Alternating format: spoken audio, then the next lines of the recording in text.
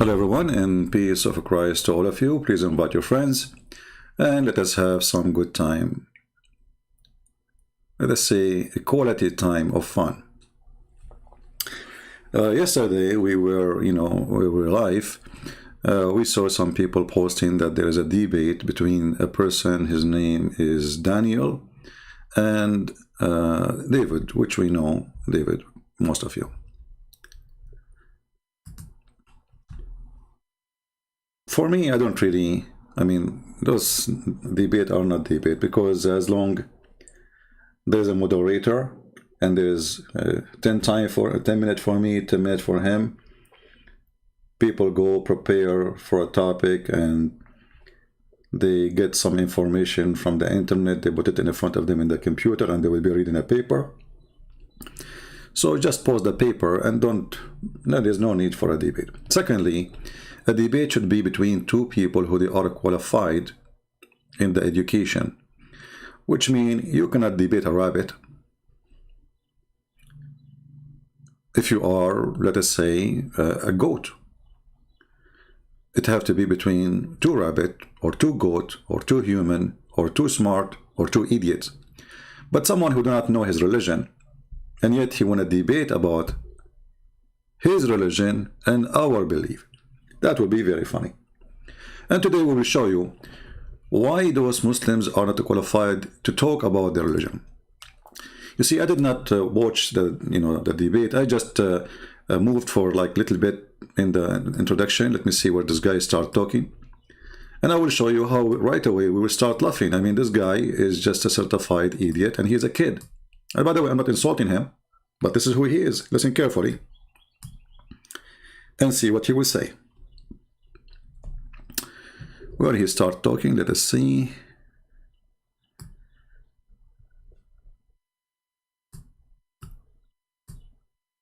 Talk is cheap. Proving what we say is different. I want to let you know, first, welcome. We're glad you're here no matter what walk of life you are from. And also want to let you know we are a neutral platform hosting debates on science, religion, and politics here at Modern Day Debate. And with that, thrilled to have you here as well, Dan. Okay, go ahead, my friend. What is this? Go. Where is this guy coming from? Modern science debate. What about the women and children? Were they also killed? The soldiers say, no, we didn't kill them. Then well, hold on. We skipped. Thanks for hosting, and thanks to David, and thank you to everyone watching. The debate today is about violence and intolerance, Christianity versus Islam. Let me say right off the bat that yes, Islam has violence, and Islam is not tolerant of every belief and way of life. And that's a good thing, as I'll explain. But my problem with David Wood and other Christian apologists is that they are inconsistent and dishonest. I'm going to focus on three main examples of this inconsistency. The first is what we can call the Old Testament question.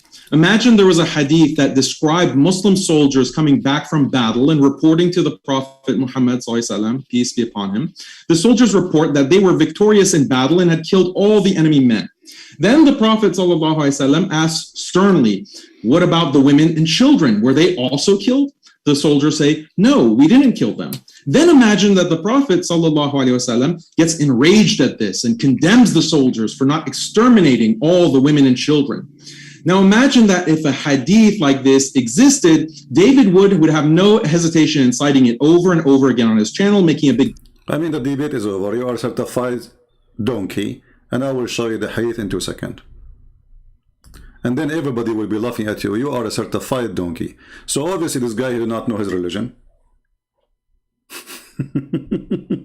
Because if you know your religion, you will not start the debate with this. It's challenging to find such a hadith. You donkey.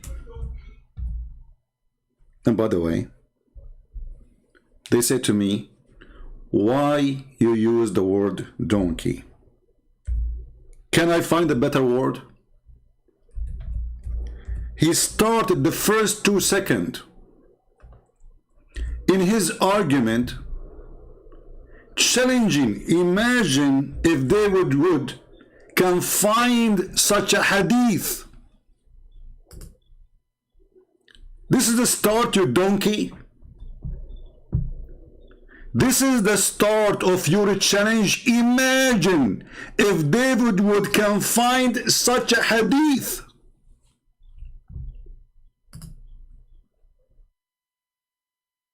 Should I hang up and go? We are done.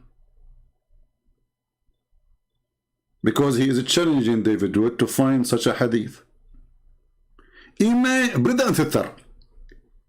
The Christian and the Muslim, they have an argument. And the day before I start, I'm going to say to David Wood, imagine that David Wood, he hear somebody saying that the Prophet asked his father, do you kill the women and the children? And they said no. And he said, the Prophet said, what? You did not kill the women and children? Imagine that David Wood, he gets that hadith. You idiot.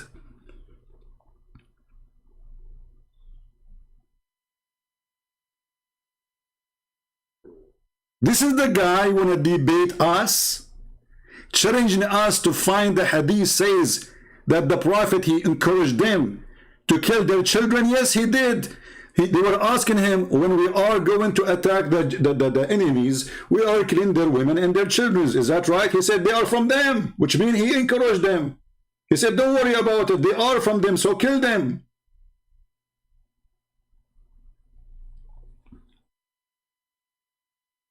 And we would not even start 2 seconds of the speech. The first 2 seconds of your speech is a poo-poo.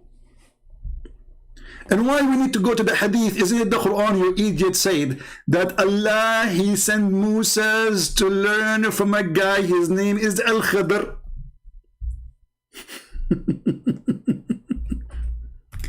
And this guy, brother, he saw a child who is, he fear, brother, that he will not be good to his parents. Okay? So he slaughtered him.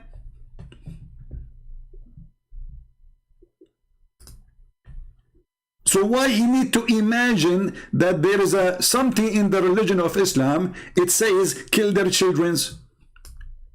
When your prophet claimed that this is wisdom, to kill a Muslim child, this child is a Muslim child, he's not even a Christian child.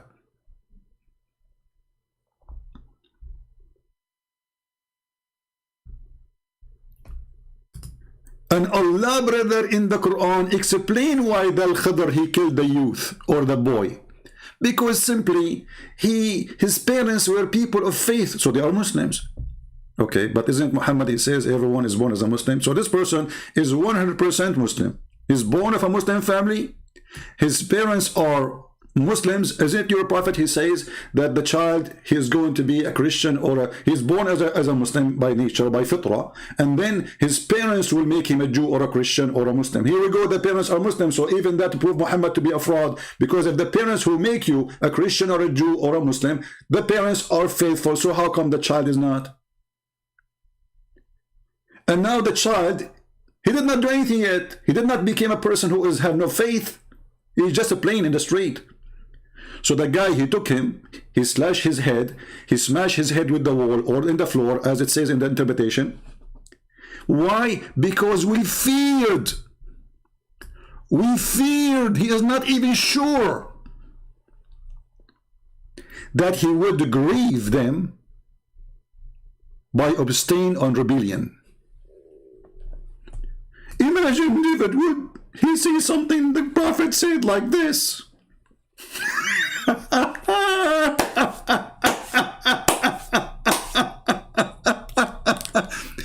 So imagine this guy was debating me, and it is not David Wood who is talking to him. It is me. The debate is over. We just showed you from the hadith, and this is authentic, Sahih Muslim and Sahih al-Bukhari. And now we are showing you from the Quran.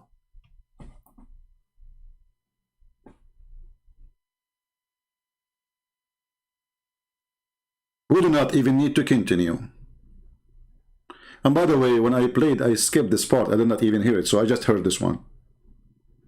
because I don't have time really to, so I was moving the video to see when this guy, I go to the video and I look at it, like when his lips start moving in the, like what happened now, when his lips start moving in the video, then I click play. I did not hear this part, I just heard this part.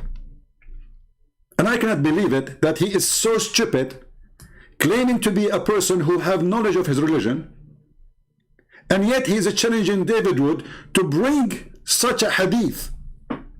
Imagine if David Wood, he knew such a hadith. Imagine. We do not need to imagine. We will leave the imagination to your prophet, who he imagined that he had sex, but in fact he did not. Who he imagined that he went to seventh heaven, but his wife, she said he did not leave the room. Who he imagined that he is bewitched, but in fact he is just a crazy person. We don't need to imagine. We will leave the imagination to your prophet, who he imagined that your God will make your penis endless. And I'm sure a person like you will be proud, at least in the front of his people, to have such a penis, because this is the proof that you are following the true God. It is the size of your penis. And I don't know how I'm going to use it if it is endless and your wife is next to you. How you will have sex with her? You will make a U-turn? And what the point of this huge endless size? Are we going to use it as a pipe line for oil or internet cable? So we do not need to imagine, Abdul. We will leave the imagination to a stupid person like you, who he claim, and the Muslim, they think that he have something to say. But the second you start opening your mouth, frogs start coming out. And I am closing the sink. Thanks for hosting, and thanks to David, and thank you to everyone watching. The debate today is about violence and intolerance, Christianity versus Islam. Let me say right off the bat that yes, Islam has violence, and Islam is not tolerant of every belief and way of life. And that's a good thing, as I'll explain. But my problem with David Wood and other Christian apologists is that they are inconsistent and dishonest. I like it when you say inconsistent. I'm going to play a video for you. Are you ready, Mr. Inconsistent? Oh, hold on. We have a commercial break. The director, he just told me. Commercial break. Hello, Habibis. If you would like to support Christian Prince, please go to Patreon and show your support. www.patreon.com/Christian Prince. We thank you all for your kindly support and enjoy the video. The end of the commercial break.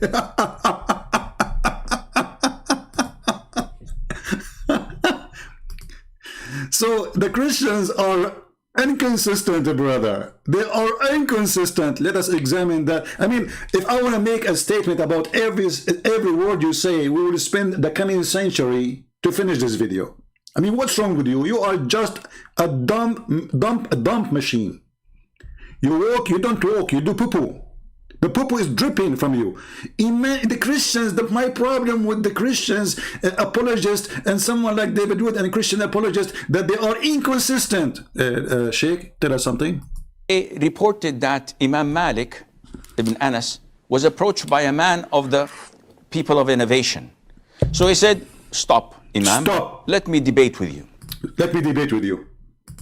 So Imam Malik had some time on his Imam Malik, he have time. You know what he is doing for a living. You know, he's just masturbating, as Muhammad used to do.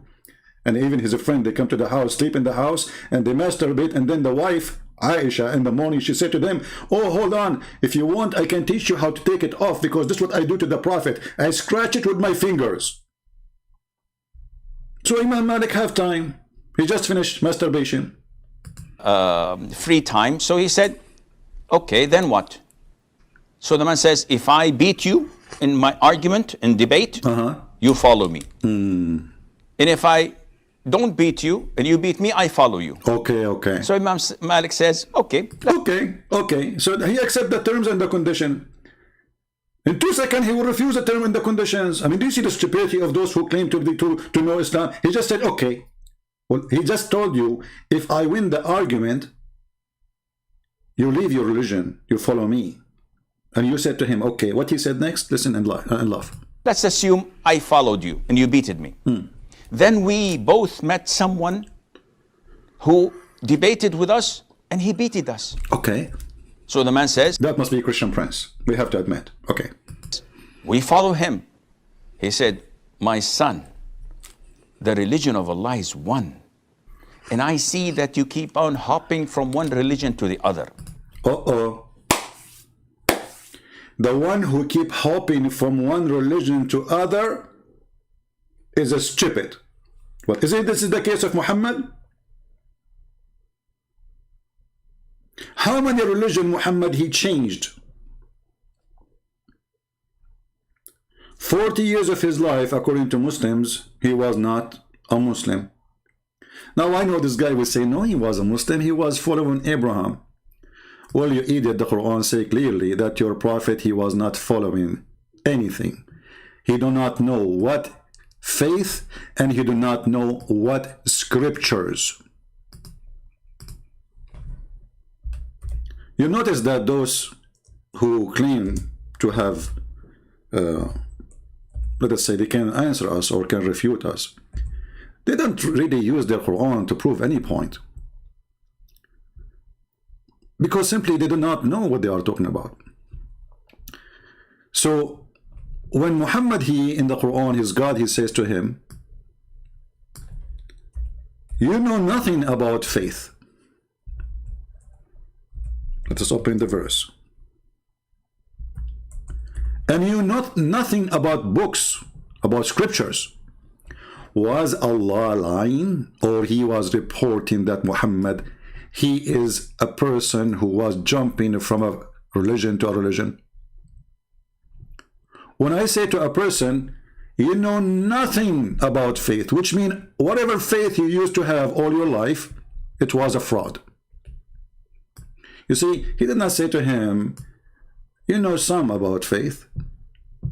He didn't say to him, you have little idea about me. He said, you know nothing. And here you see the Muslims in translation, they try to fix it, but they make it more blind. And thus we have sent to you, between two brackets, Muhammad. By the way, the verse even doesn't say Muhammad.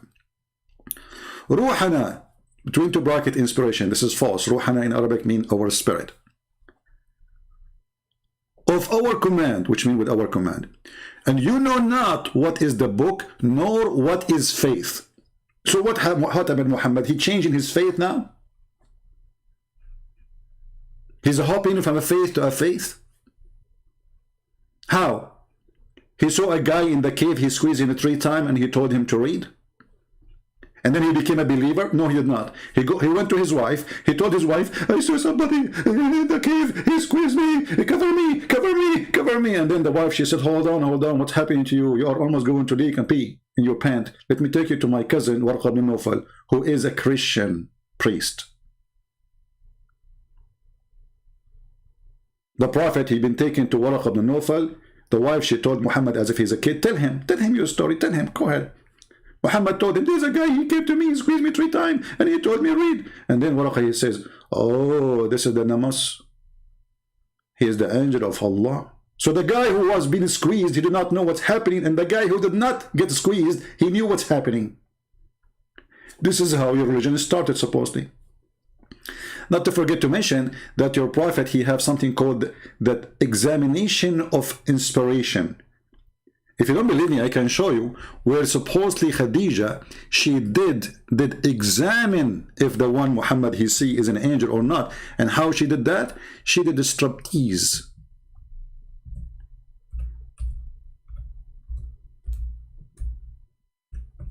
And as long I don't like to say something without showing a reference, let us find it.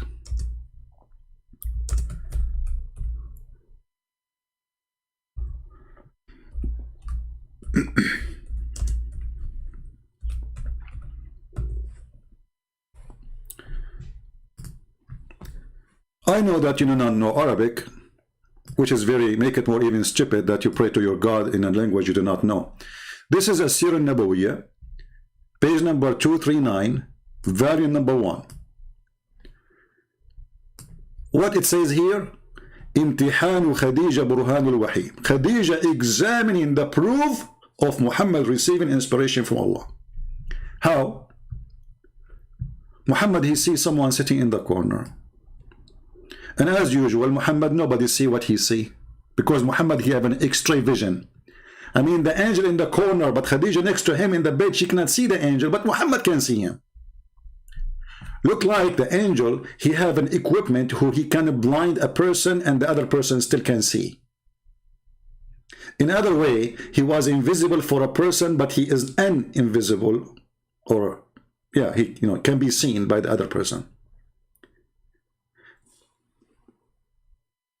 If we translate what is in front of us, we will see that Khadija, she said to the guy, or Muhammad, aka Allah, oh, when you see your friend, which means the angel, come to you, let me know.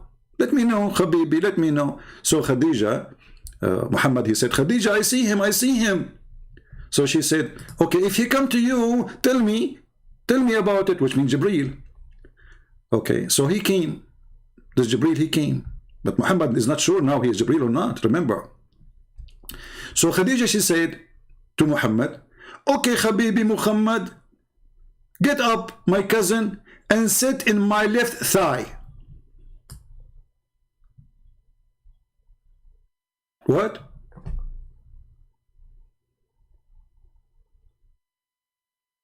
Sit where? And what is the name of the chapter? The proof of revelation.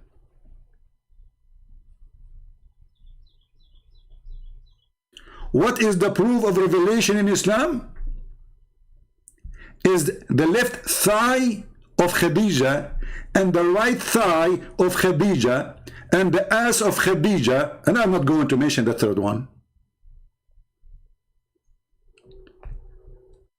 So the guy Muhammad, he go and stand up and he sit on her lap, and she said to him, okay, do you see him?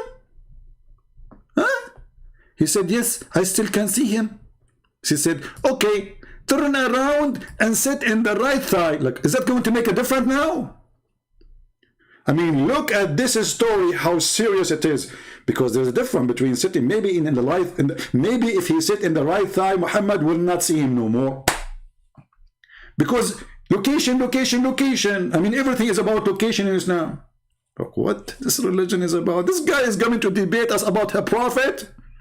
This is your prophet, or this is what is this? And then she said, okay, sit in the right thigh. She said, do you see him? He said, yes, I see him. She said, okay, now turn and sit in my lap, because this is the position of sex. She said to him, do you see him? He said, yes. And then she started taking off her clothes, and she said, do you see him? He said, no. She said, rejoice, my cousin, for by sure, for Allah, by Allah, he is an angel, not the devil. Look at this. So you potato, you are coming to debate us about a prophet who he himself could not even know if what he see is an angel or not, and his wife, she have to do striptease, moving him like a potato, like a puppy, in the top of her lap, from the right leg to the left leg like a monkey, and she keep asking him, do you see him? Yes, I see him. Okay, sit in my lap. Do you see him? Yes, I see him. And then when she take off her clothes, she said, do you see him? She take down her veil. This is the translation of Google. Do you see him? Well, the Muslims, they say that this is a proof that this person who Muhammad is seeing in the corner is an angel. Why? Because, well, she is getting naked, and an angel don't like to see naked women. Well, I say, this is my opinion, by the way, I think that the angel, he don't want his eye to be hurt, because obviously she was very ugly. So he ran away. The angel was watching, he was saying, don't take off your clothes. Don't do it. And here when need to ask the Muslims who they claim to be smart, where Khadija she learned this trick? Like she used to encounter angels every day and she stripped to the previous husbands too. Maybe Khadija, she was a striptease lady and she have a lot of expertise with angels. And as long Khadija, she knew that the angel, he will not be staying in the room if she take off her clothes. So what the point of sit in my right leg and left leg? Just strip and finish it. Take off your panty, see him to him, say, Muhammad, do you see him? He will say no. Tell him this is an angel. When I say stupidity is amazing, I mean it. Guys, shall I continue in getting this guy busted, or we are done? I mean, this is too much, isn't it? Shall we continue? Let me know if you like me to continue or done, because he is not really worth it. He's just a kid, you know. Actually, what made me upset from David Wood, where he got those kids? You know, he collected a bunch of kids from the street. Like Mimi Hijab is a kid boy. Nobody even listened to him. He was a street corner shouter. Even Muslims don't listen to him. He made him famous. Why you do that?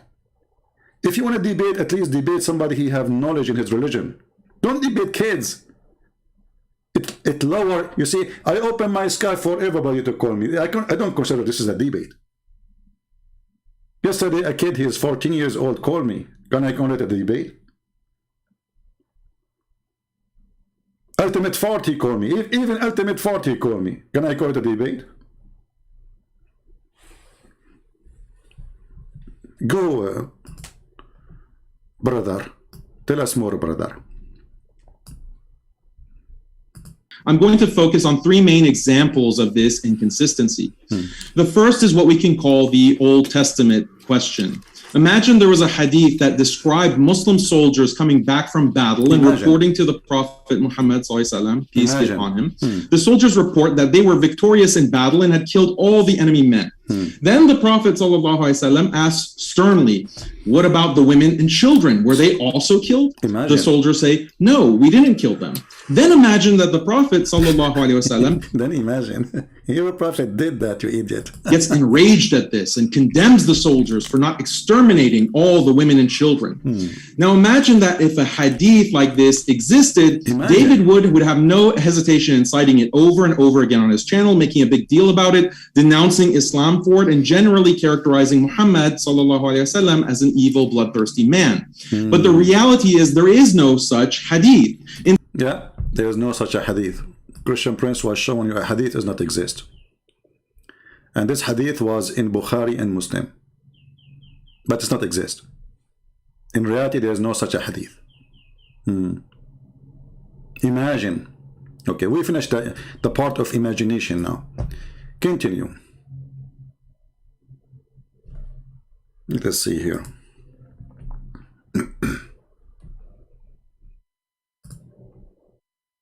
Continue your movie. Instead, this is what we read in the Bible about Moses. In Numbers 31, verse 14 to 18 of the Bible, we read, and Moses was angry with the officers of the army. Moses said to them, have you let all the women live? Now kill every male among the little ones and kill every woman who has known man by lying with him. But all the young girls who have not known man by lying with him, keep alive for yourselves. Shall we go to the story of Bani al-Mustaliq and what your prophet he did with them? Shall we go to the story of Safiya and we'll see what he did with them? And why you don't tell us what is the story about Moses? If you idiot, you idiot. If you go to the Quran, you will see that the story is in the Quran. And Allah, he punished the Jews for not killing everyone there. Not only they did not kill, according to your Quran, they did not even attack.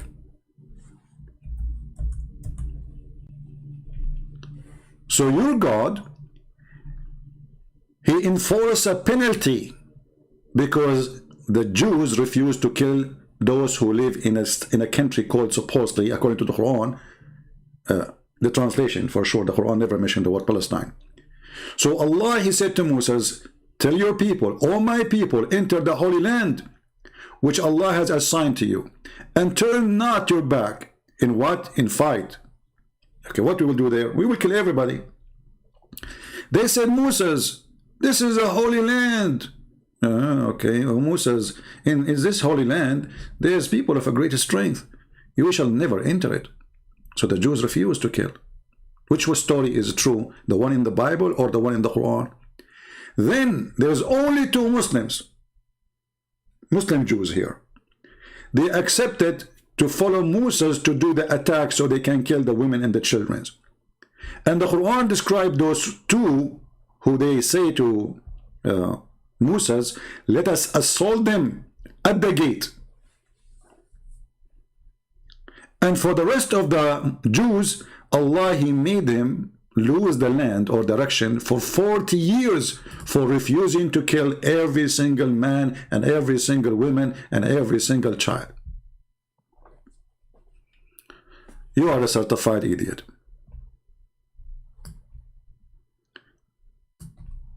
Now, I think I'm going to stay.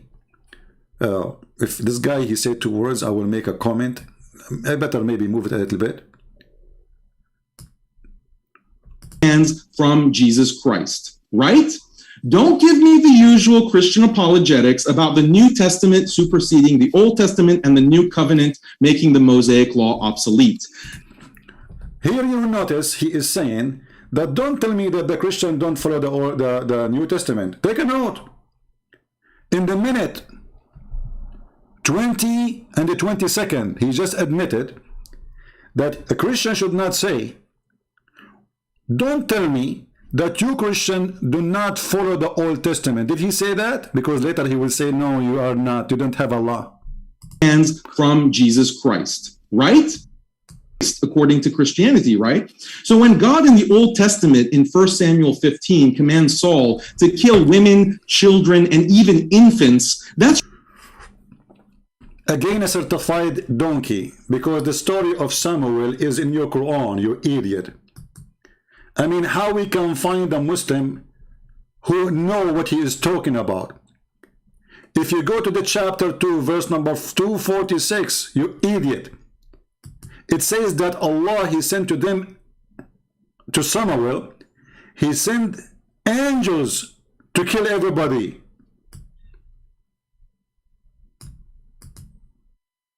Have you ever heard of such an ignorance? If this person he knew, he will not say what he is saying. And I wonder how long it's going to take me to finish this video. Because whatever he's saying, I have to say something about it. This is a chapter 2, verse number 246. Why the Jews are fighting and killing people? For the sake of Allah. This is your Quran. And your Quran confirm, you idiot, that they are saying why we should not fight those who they drive in us from our homes. So you stupid, in the story of Samuel, according to your Quran, they were fighting the enemy who drove them from their homes, and they took their wives as sex slaves and their children.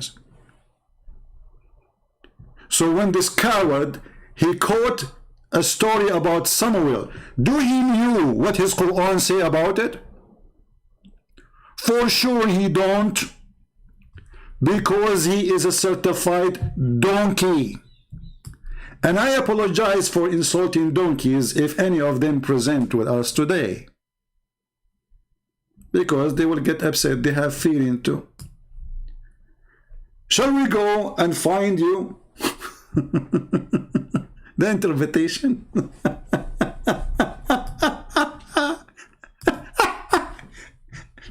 Imagine this guy was debating me. I mean, this is why they don't get close to me.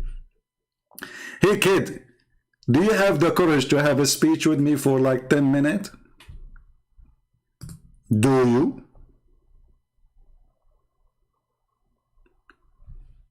So why Samuel, he took his army, he attacked the enemies? Because they killed his people. They took their homes, they took their women, they took their children. And exactly this is what your prophet did. And here you notice, do you remember yesterday when a Muslim, he called me, he says, Jesus was not a savior. I'm going to show you, prove it to you. And then when I showed him the answer from his Quran and from his Hadith, he said, you run away to the Quran and the Hadith, which means he admit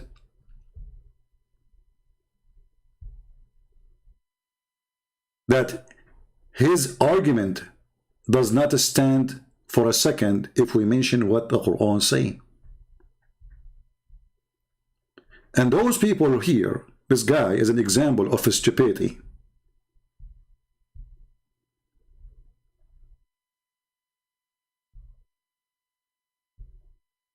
If we go right now to the official government website of the Kingdom of Saudi Arabia or any Islamic website, are we going to find the story of Samuel or not? And if this is about Samuel or not, you will see the verse confirming that the Jews and Moses, the one who was he accusing, why you are killing, he was defending his people, who the enemy, they killed their children and they raped their women. So are you saying your prophet was a liar and your God is a fraud? Obviously, you are saying that.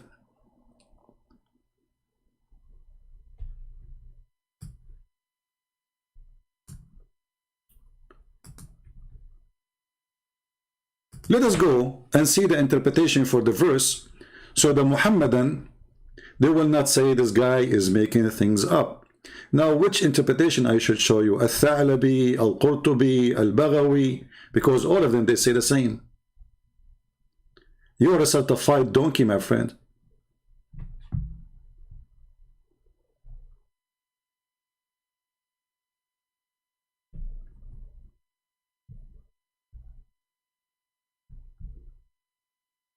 Let us open some interpretation.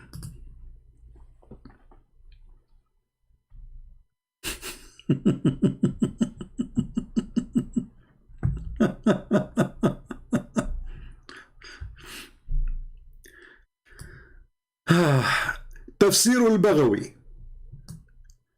Tafsir al-Baghawi. Page number 296. Volume number 1.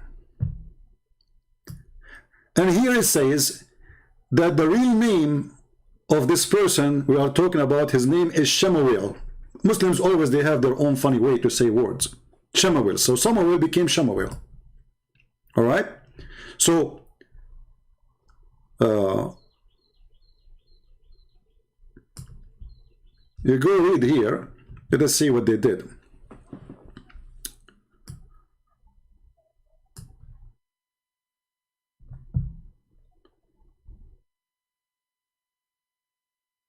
Here it says that those people, they attacked the Jews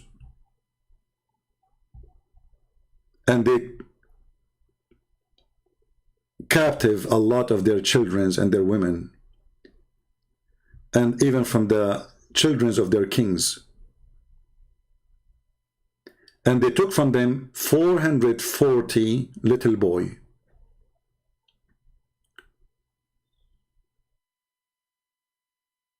Now, the rest of the story is really, funny. But the story here is saying that the Jews, they ask Allah to send angels to fight with them so they can slaughter those people. And the one who do that is a person, his name is Samuel.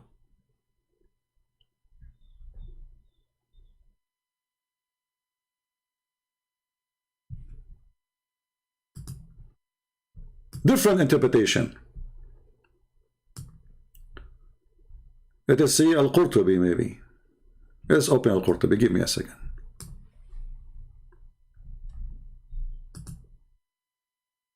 So people will laugh at the stupidity of this religion. Garbage in, garbage out.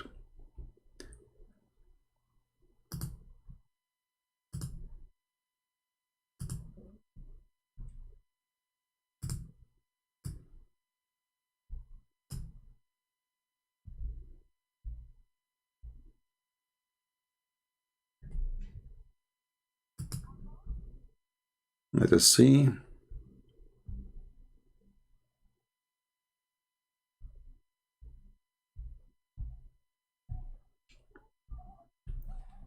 Let us use this translation here. We will use this one. You know, always I will give you the link, so you can use Google Translation from your side. Let me post it for you. You will see even in the Islamic translation, they are saying that those who Samuel was fighting, they killed every single woman. They killed what? Every single woman of the Jews except one.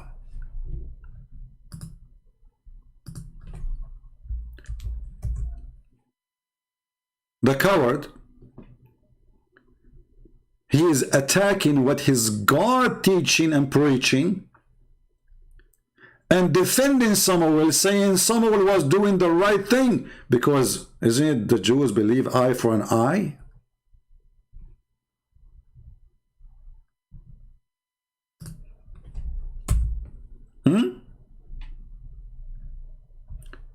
Let us use Prophet Google translation and let everybody laugh at you, idiot. Let us do that.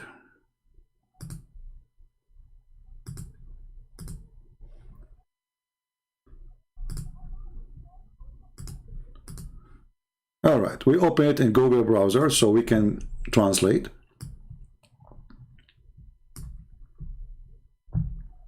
Here it says that those people are people from the children of Jalut, and they are living between the Sea of Rome, which is the Mediterranean, and Egypt and Palestine, and they are giant, and they were victorious on Bani Israel, the children of Israel, and they took most of their land, and they captured many of their children, and they capture many of the children of their kings, and 440 of them. And then here it says,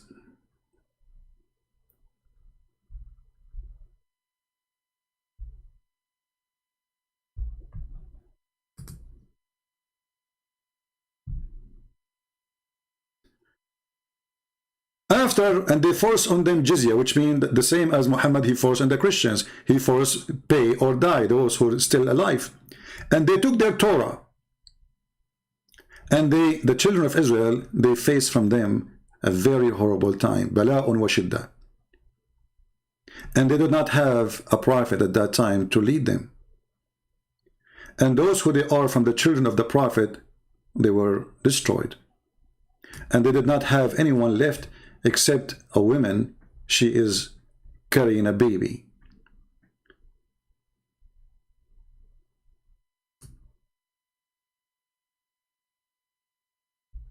And they ask Allah to send a child. So now the Jews, they have only one woman. I mean, look at this story. There's only one woman left.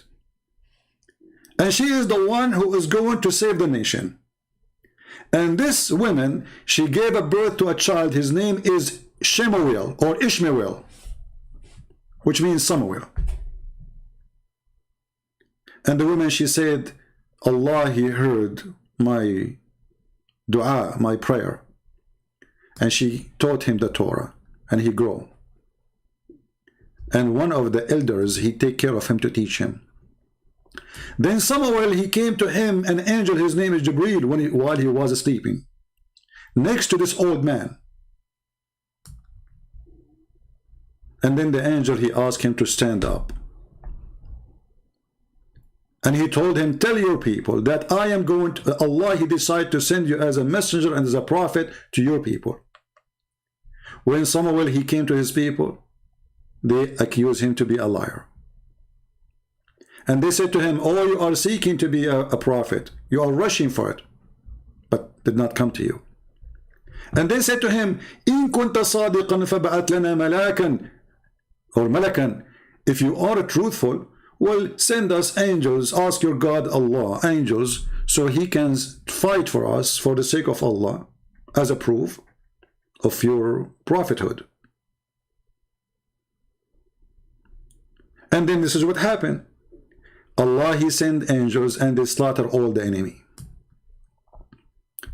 So this idiot, he was making fun. Let us now click at translate, and I gave you the link already, right? I gave you the link. Actually, this link I gave you is very long. Let me hold on. Let me make it short. Let me give you a different website. Just give me a second, because this link is very long. I mean, there's many interpretation in the same page. So I want to give you a page which is directly for this interpretation, so you will not be confused. All right, this is the interpretation, the same interpretation we are reading, but this is from the official kingdom website of Saudi Arabia. Let me know, please, if the website is opening fine.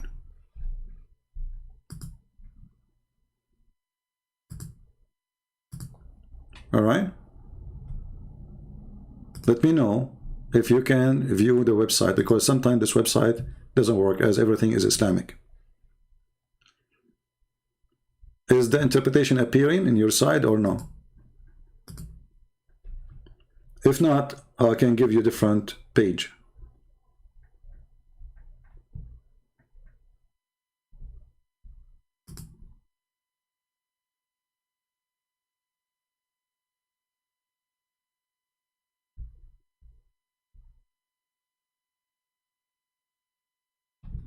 Is it working?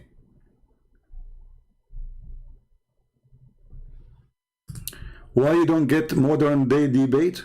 Well, I use old day debate, and my old day debate is better. Get lost. We don't do debate. People don't care about modern debate. Is that a fashion show, you idiot? Why you don't get modern day? What is that? Like, you know, make a plastic surgery for the boobs like Muhammad? Modern day debate. You don't dare even to talk to me. Well, you don't do modern day debate, Christian Prince. Here we go. I'm doing the modern. This is the most modern. We are using computer. We are using your website. We are using your stupid interpretation. We are using your scholars. We are using your prophet words. Is it modern or it's not modern? I dare you to say Muhammad is not modern. But Muhammad is an old-fashioned expired. Muta boy. Christian Prince, why you don't use modern debate? Christian Prince, be honest with me. What's the problem with you? Why you don't use modern debate? I'm really now, I don't know what to say to you. I'm really in trouble. I mean, I don't know what to say after what you just said. That's a lot. So let us go and do interpretation for what we showed you. Click, sorry, translation I mean. Translate to English. And now you will see all what we said to you there. How Samuel, he become a prophet, and how he was the only left child which is born after the enemy killed everybody, because only one woman, she was still alive.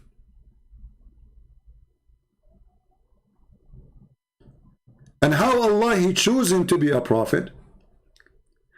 And then his people say to him, if you are a prophet truly, let Allah send you angels to fight and to kill our enemies.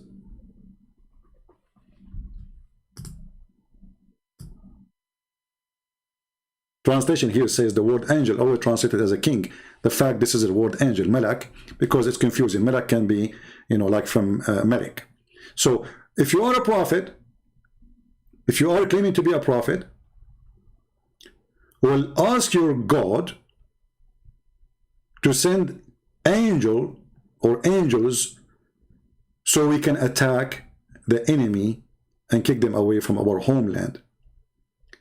And we free our people from slavery.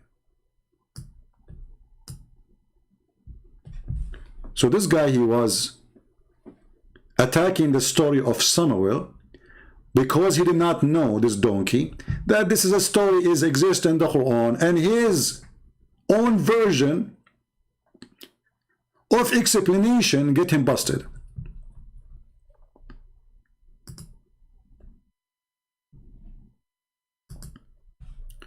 So do you know now why I say that those, I mean, like the Muslims, they want to debate someone like David Wood? They don't want to debate me, because I'm sure David Wood, he have no idea what I'm talking about. I'm not putting him down, but this is a reality.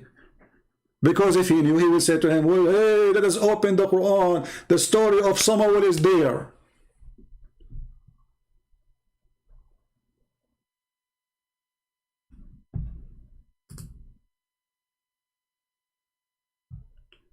Are we following? When I criticize a Christian, I never put Christians down. But I criticize everybody, and you can criticize me when I say something wrong.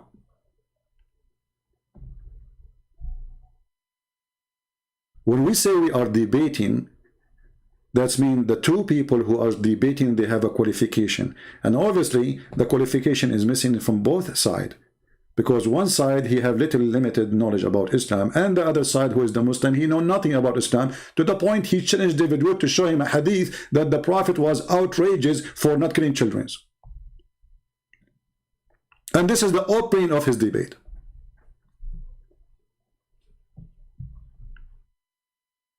Shall I continue? I mean, this video will take with me forever, because every second this guy, he says something, he make poo-poo. Seriously. I mean, we did not even play from his statement even 1 minute yet. It is a minute, and now we have 52 minutes respond, proving him to be stupid idiot from his book. So how we can finish a video of 2 hours?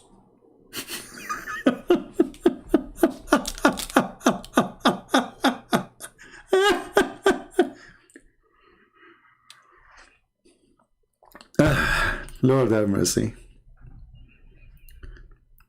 Somebody saying you are debating yourself, speaking alone. Well, why you don't give me the Skype of this guy and I will call him right now? You see, you coward, I am the only one who opened my Skype and say who dare to call me, including those who claim to have knowledge, including those who say they can refute me. So how they refute me? They talk to themselves. They make a video refuting Christian Prince, right? So you see how stupid you are? As long as Christian Prince, you talk to yourself. Why you don't call a Christian Prince right now and get him busted? Do you want to do that?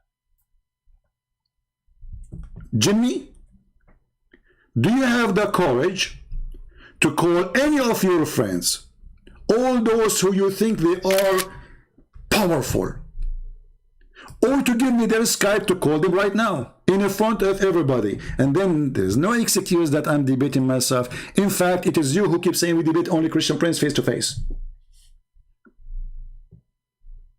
This is what you say, not me. I never said no to anyone. When the last time I said I will debate only face to face? What is face to face about? Here we go. They are talking to David Wood in the internet. What face to face is about? So who is the coward? And what is the answer for what I say? Like there's a guy, we show him, he's a prophet, he is farting from his nose. He's a prophet is masturbating. He's a prophet is cleaning his hand in the wall. He's a prophet is cleaning his poo-poo with his throw rocks. He's a prophet taking shower with dead dogs and women blood from period. He's a prophet is molesting a child. He's a prophet is going after his son wife and flirting with her. And then he answer, I am not here to debate. I want to show the truth. And he posts something about an article about the Bible. What is the answers for everything we say? Cowards. Muta boys.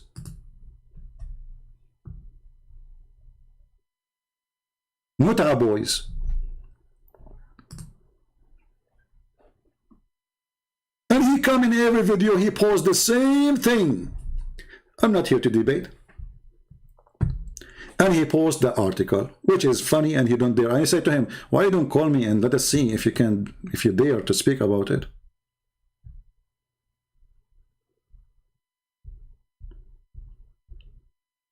And now this Abdul, himself supposedly, he prepared himself for a debate. what David would. And all the argument he come, it is in his book against him.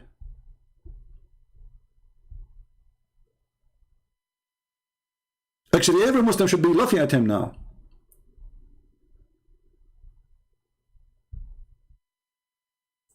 How this can be a religion? How you criticize the story of Samuel when the Quran says that it's Allah who sent the angels to slaughter every child and every woman of the enemies? How you criticize the story of Samuel when it says in your stupid book that those people, they slaughter and they killed all the Jews and all the women until there's only one woman left, and she is the mother of Samuel? What happened, my friend, that those dummies, they are dummies. And we are in the time where people, they praise dummies. And because they are dummies, they don't dare to speak to someone knows and can get them busted in a second.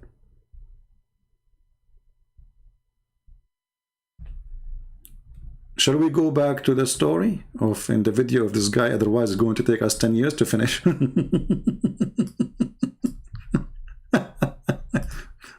Okay, boy, tell us more, brother. It's really Jesus who commanded that. When God in the Old Testament, in Numbers 31, 1 through 24, commands the believers to take virgin girls as sex slaves, that's really Jesus who commanded that. When God in the Old Testament, in Exodus 30, we just showed you this is Allah who commanded that. But remember, he just said this is Jesus. Remember that. The one who commanded Moses is Jesus. The one who commanded Samuel is Jesus. Take a note. And this is in the minute 1948. 34, 11 through 17, commands the believers to destroy the Canaanite altars and destroy their idols and symbols. That's really Jesus who commanded that. This is Jesus who commanded that, remember. Take a note. In a minute after, he will deny it is Jesus. When God in the Old Testament tells the believers to stone to death fornicating women, all those who violate the Sabbath, all those who blaspheme, all those who curse their parents, those are all in reality commands from Jesus Christ. Do you hear it? Did you hear it, Muslims? All of those are in reality the command of Jesus Christ, so he admitted that Jesus is God. But this guy, he will make a big poo-poo right after. He is going to challenge David, and he will say to him, well, Jesus did not bring any law.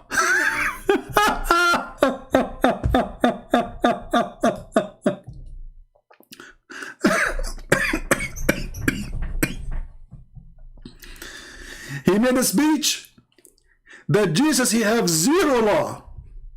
You know what zero law mean? Zero.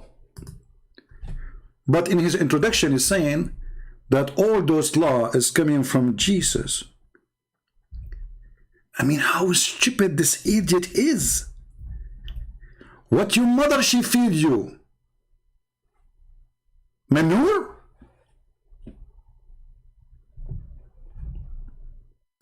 Right?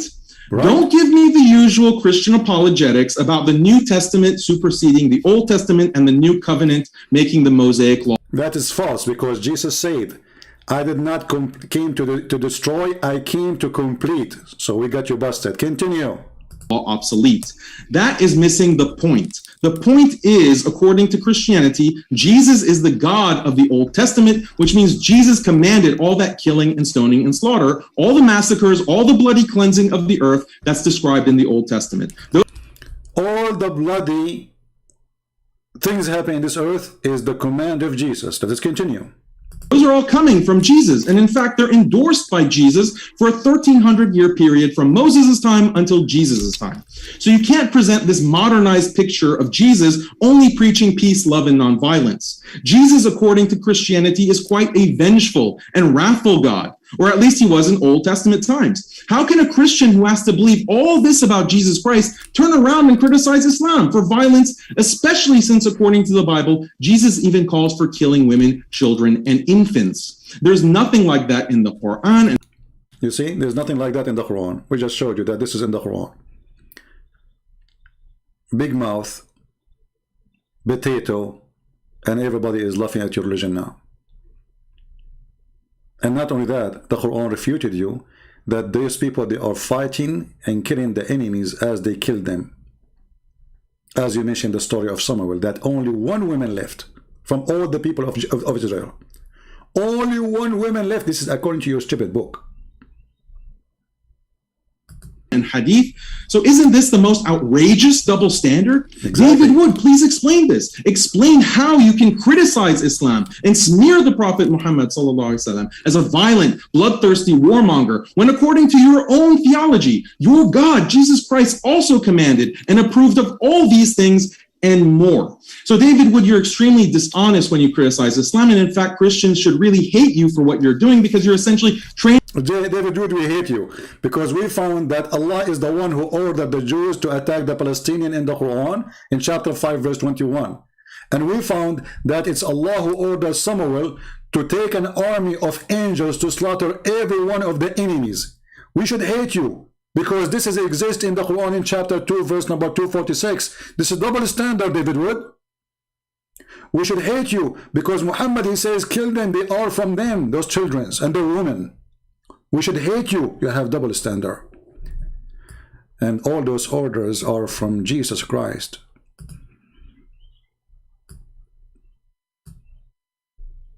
When this guy, he said, is that in the beginning that I missed something? I don't know. Because later he would say, I'm trying to skip it, because this will make the video in this, by the way, where he just said that Jesus did not bring any law. Let me see if I can find it. Anyone knows what made he said that? Warfare and so forth. As a Muslim, I gladly concede all of Okay, hold on. Let me see when he start talking about Jesus, he have no law. pagan regime, and he would presumably not be interested in criticizing or rebelling against other regimes, like an Islamic government or a communist government or a liberal government. Let's see. This is just a garbage talk now. Claiming that he was an advocate for these types of liberal ideals and that he would have disapproved of Islam. So this is the politics of Jesus question, and there's also the Old Testament question and the Christian. Hold on, maybe we skipped it. Let's see. The problem with this option is that a modern liberal state of this type did not exist before the without sin should cast the first stone, or do not resist an evil person and turn the other cheek. Okay, hold on.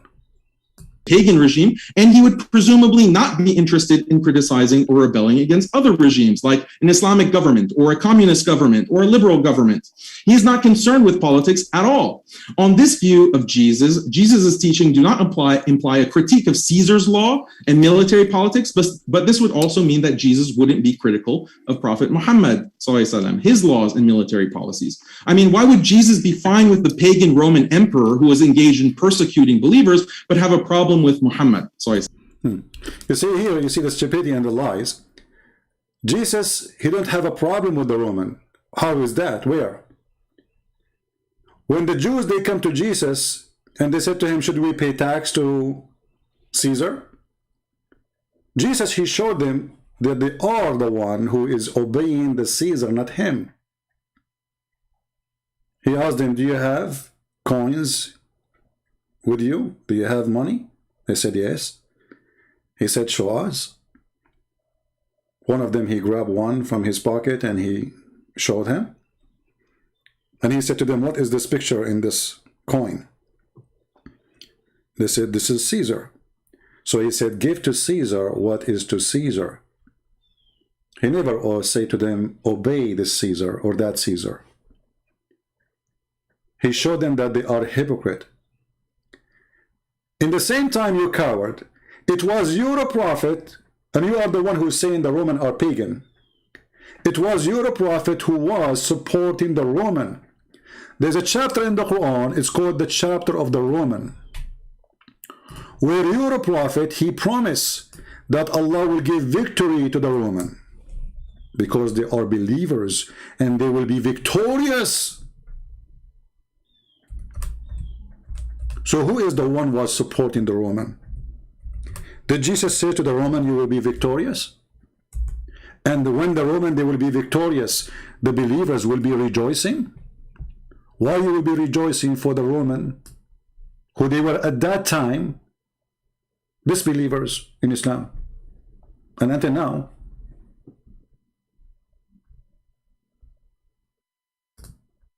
And when the Roman, they will defeat their enemies, which is the Persian, the believers, the Muslims, will rejoice that victory is given from Allah to the Roman against the Persian. Again, this guy, he do not know what he is talking about. Jesus never praised the Roman. Jesus, he never adopted the law of the Roman. And you idiot, you just confirm that by saying that all the law of Moses is coming from Jesus.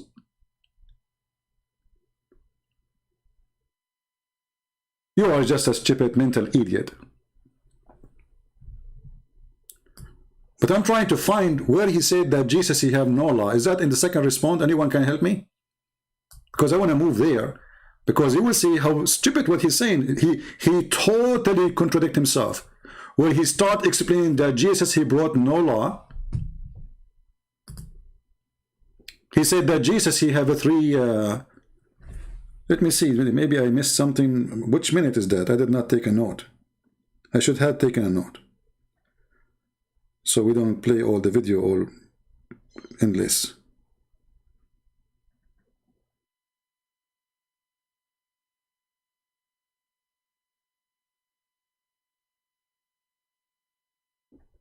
I did not take a note when he said that. Which moment? If anyone knows what moment he said that, let me know. Maybe this is in the second response, I'm not sure.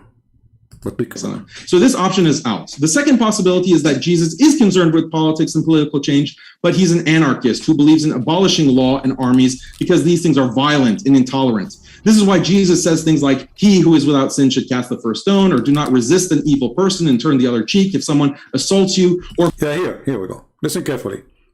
So he is giving us three options. if an unjust person takes your coat, give him your cloak as well. The interpretation is that Jesus is not talking about an ethic of forgiveness in these Bible verses. He's actually talking about abolishing laws against assault and robbery. He's against policing people. He's against a military force that would stop a foreign army from assaulting and robbing the populace. You see here the liar, the scumbag, he just said all kind of lies. Where Jesus, he abolished the law. When they come to stone the women, did Jesus say to them, don't stone her? Anyone can show me a verse saying that Jesus said, don't stone her? Jesus said to them, if any of you don't have sin, cast your stone. So he's saying to them, you are a bunch of hypocrites going after this poor woman, but you are fornicator like her. Where Jesus said, don't stone. Since when? When Jesus himself, he said, I came to complete, not to destroy. So your argument is stupid. Where Jesus said, if somebody doing a robbery, let him go. Can you show me? Isn't it Jesus is the one who said to Peter, the one who lived by the sword will die by the sword, which means the punishment for killing is killing. So you are a fraud, and you are making false statement against the teaching of Jesus. Where Jesus, he said you can do fornicate. Where Jesus, he said you can be a thief. Where Jesus, he abolished those punishments. Can you show us? When Jesus said if somebody hit you in your right cheek, this is not a theft. He is teaching us not to use violence in return and use the law. There's a law, they live in a state. At that time, actually, there was a law that if you hit a certain cheek, and actually this was existing even in Europe, a noble fight.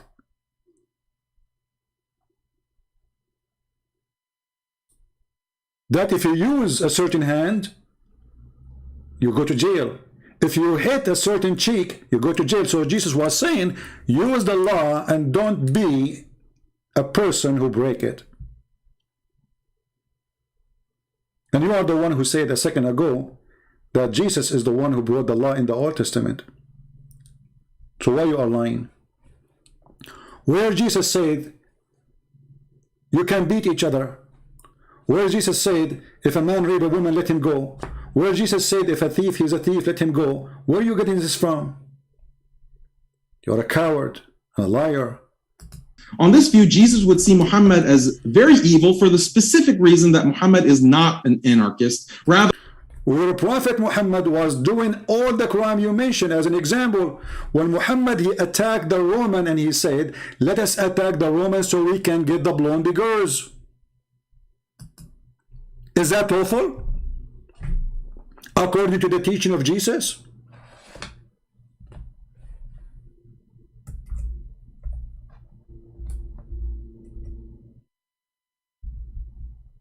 Is that lawful according to the teaching of Muhammad?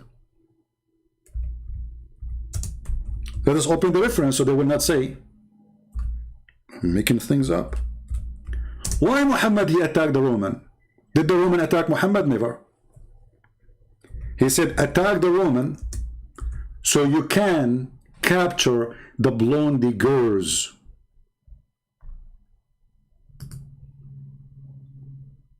Is that a prophet of God?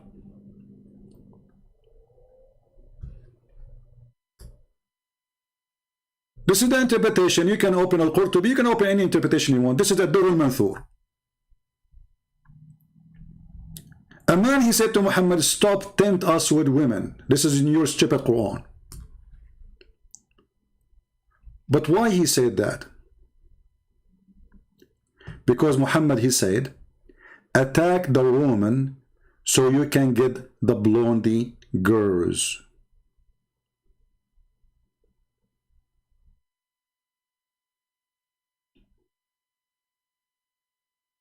What kind of a prophet he have such an ethic?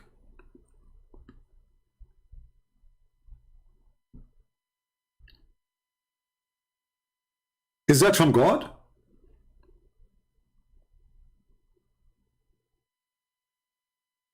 Is it from God that we will attack the neighbors so we can get their blondie daughters? I thought your prophet was doing jihad for the sake of Allah. It turned to be that his jihad was for the sake of a blondie women. He did not say to his followers, let us attack the Roman so we can convert them to Islam. He was saying, attack the Roman so we can get the blondie and their women. That is the truth. Can you respond to that? Well, it doesn't say that, CP. It doesn't. Are you sure? Yes, CP.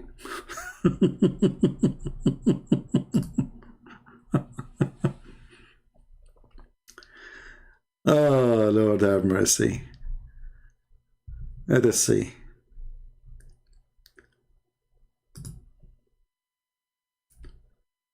For some reason, this website here, the Saudi Arabia, is not opening.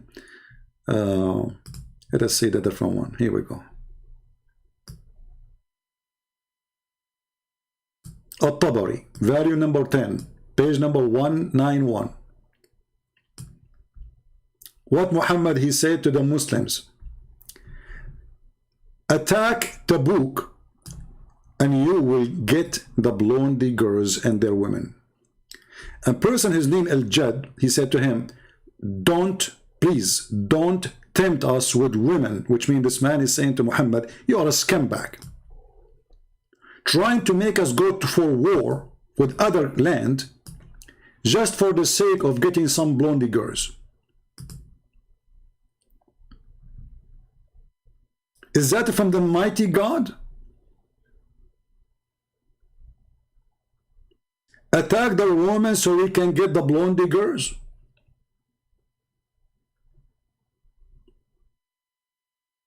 And here, if you use Google translation, you might find it says the word yellow. The Muhammad, he used the word yellow for the blonde.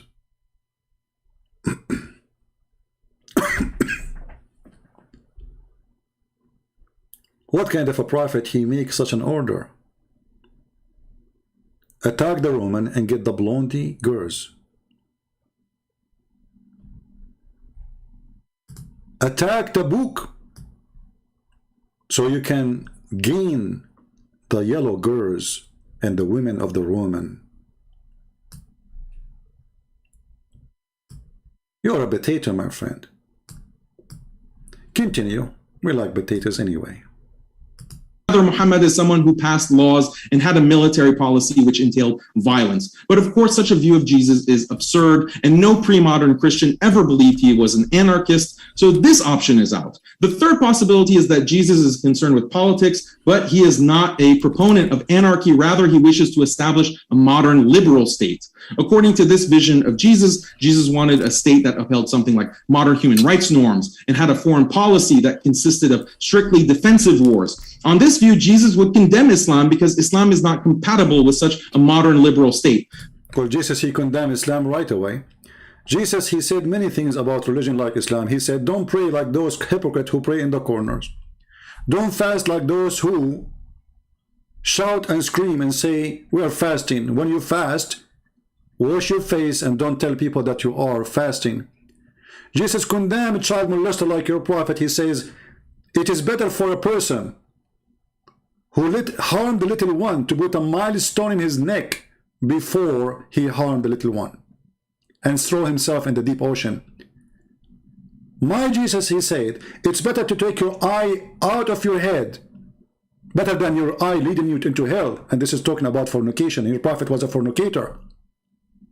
And your prophet was a child molester. And your prophet used to look at women, and he keep looking until he get tempted, and yet he claimed to be a prophet of God. Who said that Muhammad is not mentioned by Jesus?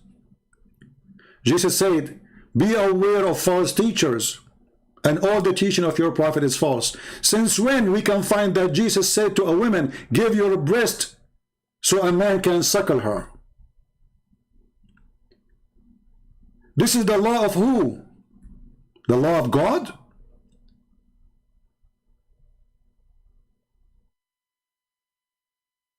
Did Jesus approve a murder?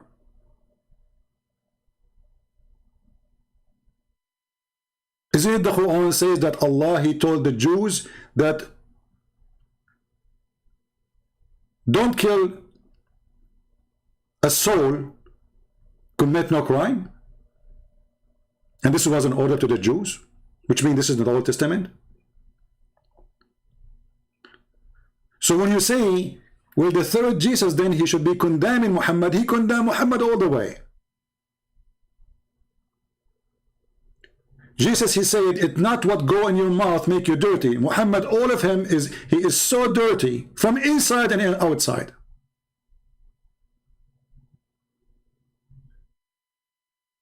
Have you ever heard of a prophet of God? He said that the one who is proud about his inheritance before Islam tell him to go and bite the penis of his father?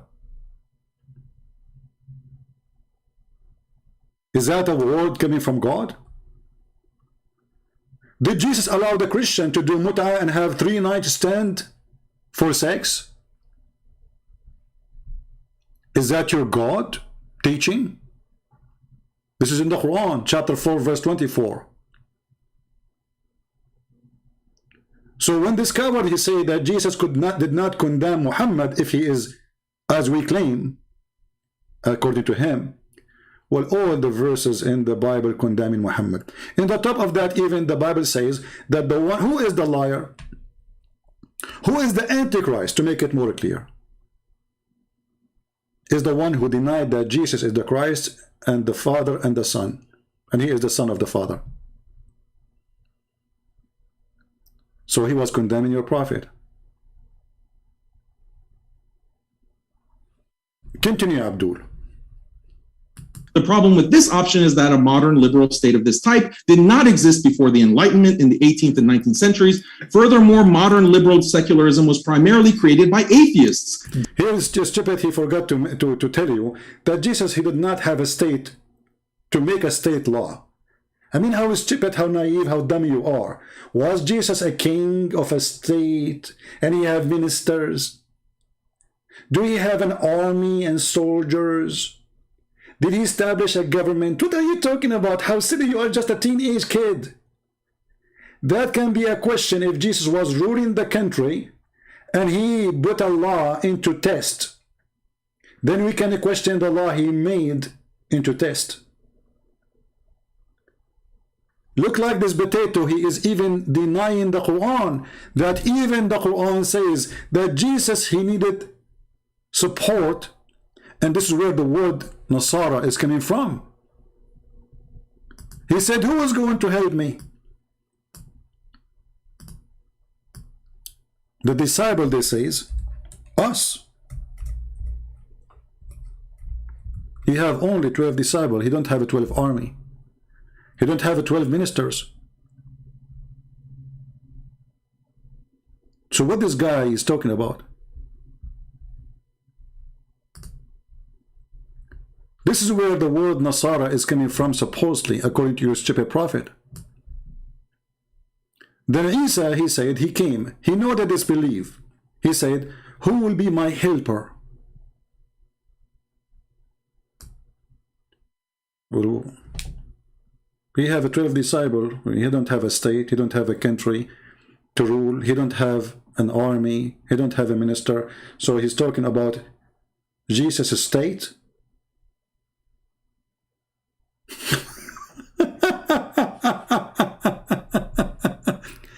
If Jesus have a state, you donkey, then why your God Allah, he run with Jesus to save him from the cross? If Jesus have a country and a state and an army, so how they will crucify him? If Jesus is the one have a control of the law, as a king, as you are claiming, well then who is the one who want to put him in the cross? His army? You are an official stupid who made a paper before you go to the debate, and now we are laughing at you. And I wonder when I'm going to finish this video. Continue. Deists and critics of Christianity. Furthermore, earlier states established by Christians, like the Byzantine Empire, the Spanish Empire, etc., none of these were modern liberal states or anything close in terms of respecting human rights and so forth. So how could Jesus have called for a state that never existed? This is a historical... He just said never existed. So all the options you gave us, it was a fraud. Secondly, who said to you that the Roman state was Jesus' state? Who said that? Who said that the Spanish state was Jesus' state? Was their constitution the Bible? What this guy is talking about?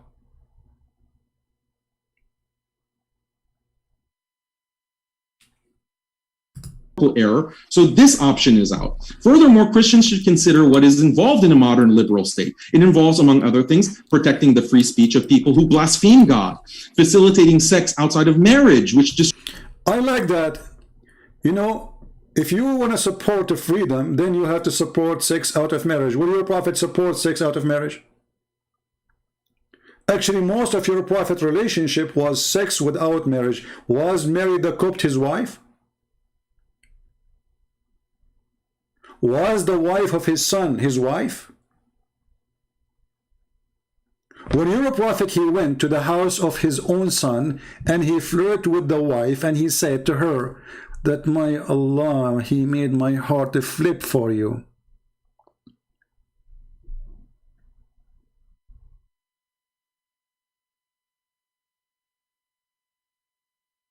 Where is the person who have a dignity and he protect relationship of marriage? Isn't it your religion says that if you have a daughter, she is not from marriage, you can have sex with her? Let us show the reference. You Muslims are the one who protect the family and relationship of family and marriage and the value of marriage. Not our people.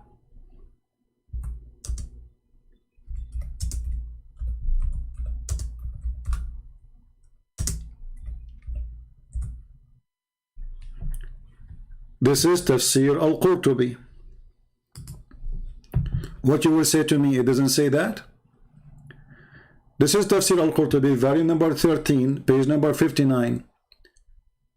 The Quran, وَجَعَلْنَاهُ نَسَبًا وَصِهْرًا.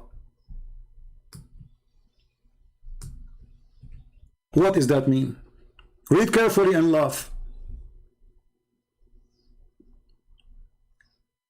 Any relationship is coming from illegal relationship is not to be considered. Therefore, it doesn't go under the Quran where it says حُرِّمَتْ عَلَيْكُمْ أُمَّهَاتُكُمْ وَبَنَاتُكُمْ. Therefore, it's forbidden for you to have sex with your mother and your daughter. So to make it simple, the Quran have a verse saying you cannot have sex with your mother and your daughter. But at the same time, the page here saying that if the daughter, she is a daughter from adultery, she is not your daughter, so you can have sex with her and F her. This is why, according to Islamic law, and this guy will talk about justice and law, is that a justice that a child, he is born of fornication, he cannot have a child support? What kind of justice is that? Is that justice that a child, he is born of a fornication, we can F the child? And yet he is my child? Isn't it true that a child of fornication, he cannot even take his father's name? What kind of religion? It says that it's okay to have sex with your own little girl, daughter, if she is a daughter from fornication.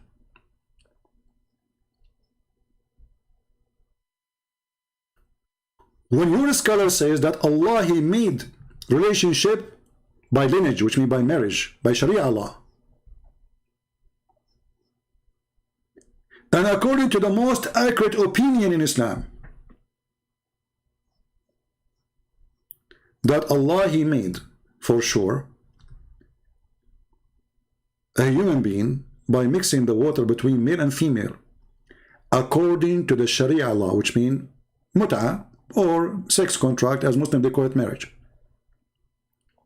But if it was from sin, then this is coming from something forbidden or forbid for a Muslim to do, supposedly. Therefore, it's not what is coming from something is forbidden, is not forbidden for you to do with it, which means the daughter, she is not your daughter. So because of that, your daughter and the mother of your daughter, which means the woman you are fornicating with, and the daughter which you have fornication with her, from that fornication, this daughter is not forbidden for you to have adultery with her, because she is not considered as your child. And this is according to the most accurate view of the religion of Islam. So when this edict, he says, Jesus will Jesus condemn Muhammad teaching? And here, by the way, I want to ask you, as long as you mentioned that, how come your God Allah and your Prophet never mentioned that Jesus, he did not bring any law? Can you show me where in the Quran it says so?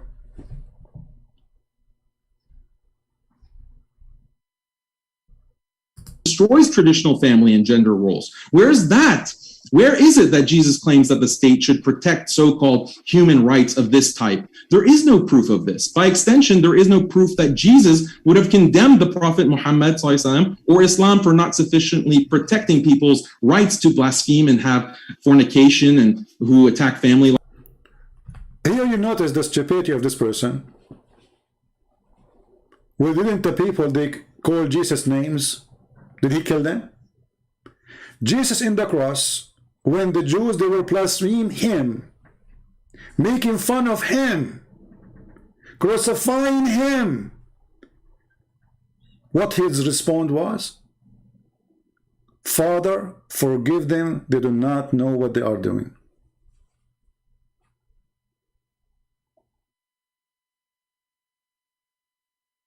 They are doing it to him, not cursing God in heaven. They are cursing God who is in the front of them. Jesus said, forgive them, Father, they do not know what they are doing. So again, you are an idiot. Continue. Life, David Wood is abusing the historical Jesus by claiming that he was an advocate for these types of liberal ideals and that he would have disapproved of Islam. So this is the politics of Jesus question, and there's also the Old Testament question and the Christian governance question. If David cannot answer these three issues in the debate, he really has no leg to stand on in criticizing Islam for violence and intolerance. Well, we answer all those questions. And actually, I heard David, he is saying something very important, but I don't know which minute he said that. Let me see. Did I take a note? I'm not sure.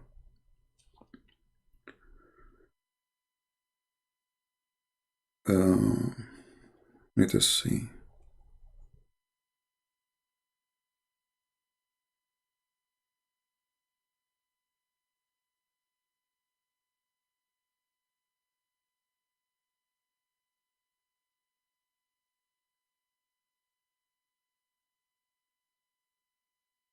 Okay, in the minute I have a note for this one. Let us go. 45. Listen to what David he said, which is very good. Pillar of cloud giving us orders right now, and you say, I don't have to listen to you. Or if you're not one of the people who were actually following him, you're someone else, and you're saying, I don't care what that pillar of fire says. I don't care about these people who were just led through the sea. I say God has the right to give life or to take life. This is very different from Muhammad coming along. Someone who comes along and the guy thinks his first impression of his revelations was that they were demonic. He has to be talked out of that by his wife and her cousin. He tried repeatedly to commit suicide. Whenever something was going wrong, he would try to hurl himself off a mountain. He admittedly was... Stop. Because this guy, he did not like what you said, David. I'm going to put him in the screen about what you just said. He was moving his head in a certain way. I'm not sure why. Watch carefully. Pillar of cloud giving us orders right now, and you say, I don't have to listen to you. Or if you're not one of the people who were actually following him, you're someone else, and you're saying, I don't care what that pillar of fire says. I don't care about these people who were just led through the sea. I say God has the right to give life or to take life. This is very different from Muhammad coming along. Someone who comes along and the guy thinks his first impression of his revelations was that they were demonic. He has to be talked out of that by his wife and her cousin. He tried repeatedly to commit suicide. Whenever something was going wrong, he would try to hurl himself off a mountain. Did you see how he moved his head? No, this is not true. Muhammad, he tried to kill himself. No. You are so cute. Look at his face. He's moving his head like a lizard. Let's go to the hadith. Potato. No. This is your stupid prophet trying to commit suicide many times. Not only once, not only two. The hadith says many times. And here the reference. This is Sahih al-Bukhari. You cannot tell me this is weak. 6982. So don't shake your head like a lizard. It says here that we heard that he intended several times to throw himself from the top of the high mountain, and every time he went up to the mountain in order to throw himself down, Jibreel would appear before him and say, Oh Habibi Muhammad, indeed you are a messenger of Allah. So obviously your prophet himself, he don't believe he's a prophet, because when he hear that, he calm down, he go home. Which means the reason for him to go and try to commit suicide, that he himself is the last one to believe he is a prophet. And look how stupid Muhammad is. He needed the angels to keep coming to him. It's like a spoiled boy. You tell him, he go in the floor, he starts shaking his head and crying, I want candy, I want candy, I want to go, and then his mom, she come and she give him a candy and he stopped crying. This is your prophet. Each time he want to commit suicide, each time, how many times? The angel appear for him, and the funny is that the angel, he wait until Muhammad climbed the mountain. Look like the angel, he like to see Muhammad hiking. I mean, why the angel don't appear to him when the guy is leaving the house? Why he wait until the guy in the top of the mountain, and now he's negotiating with him? Secondly, isn't it your prophet, he says that the one who kill himself, he will end in hell? So why he's trying to kill himself? Isn't it obvious that your prophet is a monkey? His brain is a brain of a coconut?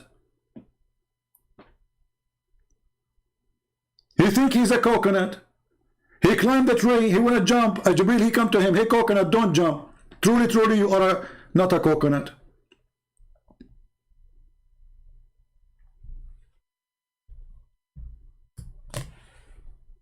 Go, David.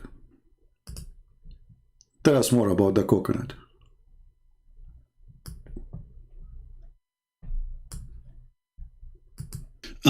He admittedly was a victim of black magic that gave him delusional thoughts and false belief. He admitted that Satan tricked him into delivering revelations promoting polytheism. I mean, where do you see that in the prophet? Someone delivers a revelation, promotes polytheism, comes back later and says, the devil made me do it. So this is, it's not just, hey, there's not enough good evidence here, or there's not enough miracles. It's, this guy is the least reliable person in history. If I were... This is the best statement. He is the least trustworthy person in history. He's mentally ill. He's a child molester. He's a thief. He's a fornicator. He go to his son's wife and he flirt with her in the house of her husband. They are not divorced. She is under the roof of a husband. He flirt with her, and this is in your book. So when an idiot, he come and say, we have a law. Okay, shouldn't we ask who is the one who provide the law for you? We find that the law is coming from a guy who want to kill himself many times. From a guy, he been squeezed by an angel, and his wife, she discovered this is an angel or not by doing striptease. By a guy, he legalized for him that a Muslim, he can have 4 wives, but he can have unlimited wives. This is a law. It's a law of God, that God, he made a special law for Muhammad, and there's a special law for the Muslims. It's a law that you cannot marry a woman her husband is dead if she is the wife of Muhammad. Special law. Isn't it obvious that this person is mentally ill, creating law to fit with his jealousy? He don't want any man to sleep with his wives. How come he slept with women who they are widowed, but his widowed cannot sleep with women, with men who they are alive? He's dead now. Aisha, she can't get married. Khadija, she have 2 husbands before Muhammad. Muhammad have no problem to sleep with her because she is rich. So how come when his wives became widows, they cannot marry after Muhammad?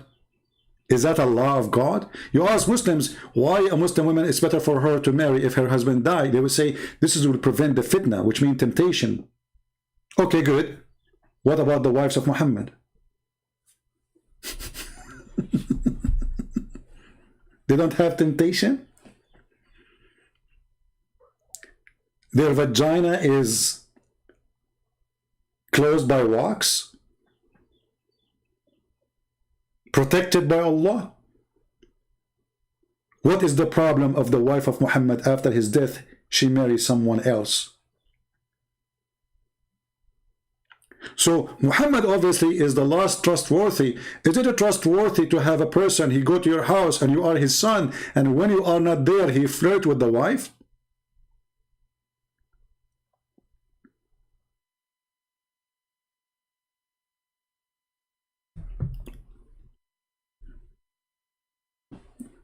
Let us go, coconut.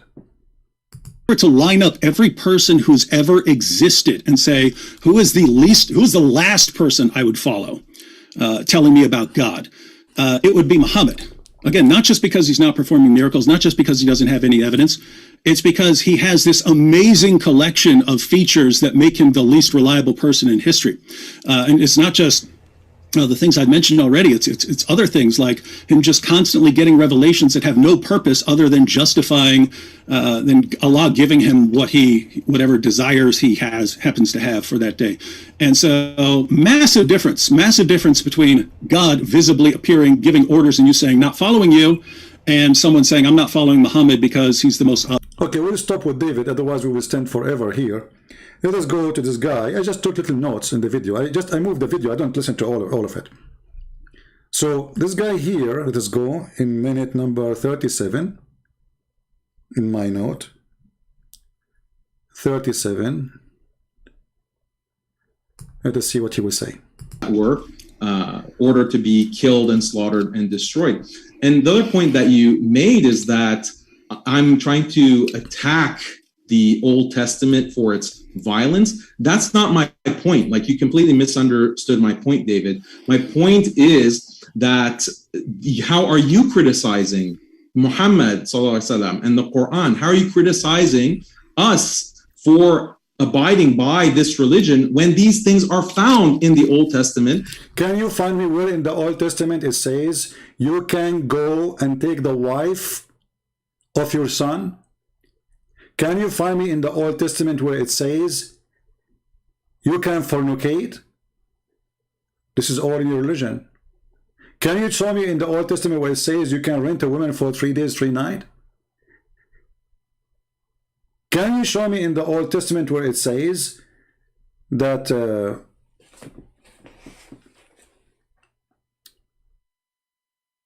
in the case of murder, we will go for that later, just wait for this one.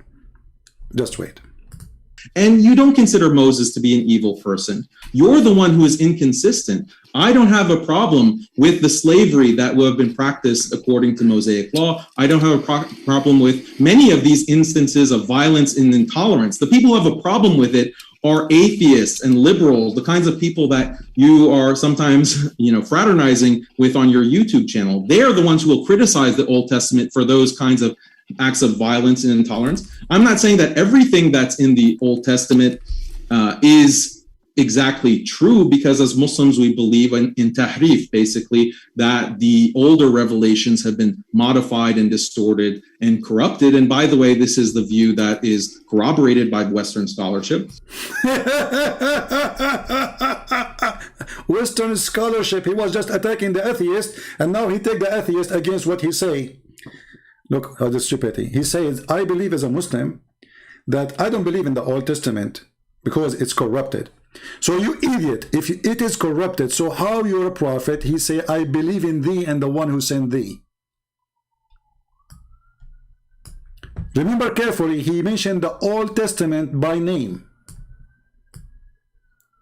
As long the Old Testament, according to you Muslims, is corrupted, then how Muhammad in his time, in his lifetime, he come to the Jews and he said to them, bring me the Torah, and he would draw the cushion from underneath of him and he placed the Torah on it. Look how much respect he's showing. And he's saying, I believe in thee and the one who sent thee. But you just said, I don't believe in thee and the one who sent thee. So you just confirmed that Muhammad, as David would say, he is not a reliable person. He's a stupid. Because if the book of the Jews is not true book, it's corrupted, as you said, then how your prophet he swear by it and say, I believe in thee? One of you is a stupid. One of you is a liar. Either Muhammad, he knew it's corrupted and he's swearing by it, that will make him absolutely satanic, proving that he is a false prophet. Or Muhammad, he don't believe it's corrupted and he is swearing by it, and that will make you a corrupt liar. So which one? Here you notice the idiot. He said that the Jews, they corrupt the Torah, right? If you go and read the Quran, you will not see where it says they corrupt the Torah. It says يُحَرِّفُونَ الْكَلِمَ عَنْ مَوَاضِعِهِ. They change the location of words, and the story is the same hadith. A Jewish guy, he put his finger over the word stoning to death. He did not take the word. He placed his finger over it.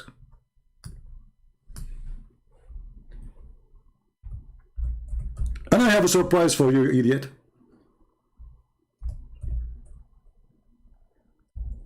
Your God Allah, he said to Muhammad, why they are asking you to be judge between them and they have the Torah?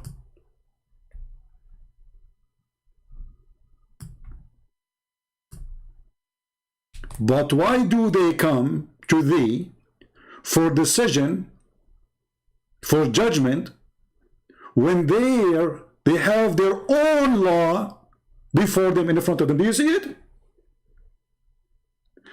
So he just confirmed that the book of the Quran is not trustworthy, because I don't believe that the Torah is correct, it's corrupted. And when your God, the stupid God, he is saying to Muhammad, how come the Jews are coming to you asking you to make a judgment when they have the book of judgment, it is the Torah, and it is between their hands? Do you see it? And by the way, it is in the same verse, in the same chapter, where it says the Jews, they are يحرفون الكتاب, which means they are playing with the book. The same book, the same stupid book.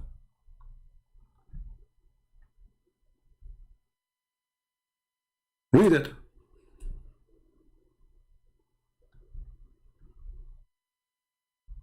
Stupidity is amazing.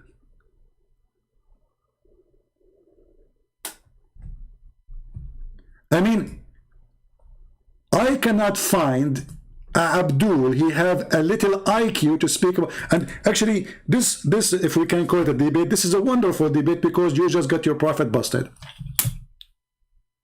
What more we want? The Quran confirmed the book between our hands.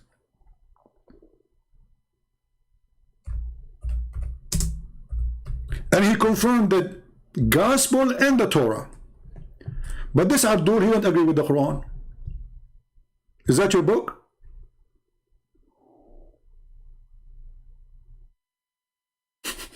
Is that your book?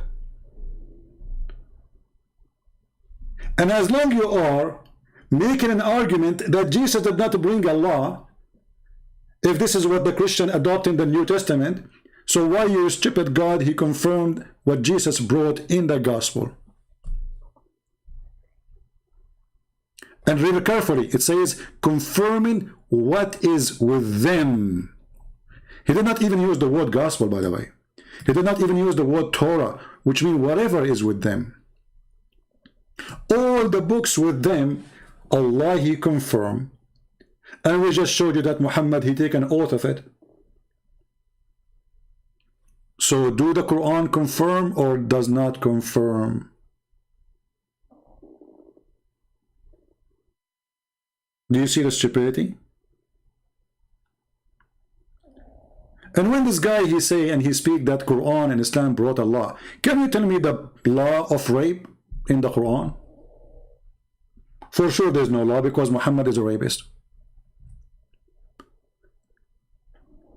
And as long the Quran is made by God and you have a law, what kind of God he changed his law every few days?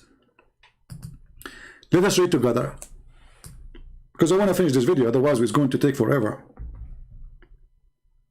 For whatever this guy, he said, it's a horrible for his religion, not for us. He said nothing, except he got his prophet busted. He said that the Bible is corrupt, the Torah is corrupt, his prophet, he swear by it. He said it's corrupt, and the Quran says confirm it. He says it is not to be followed when the Quran says why they are asking you about judgment when they have the book between their hands. And then we find this.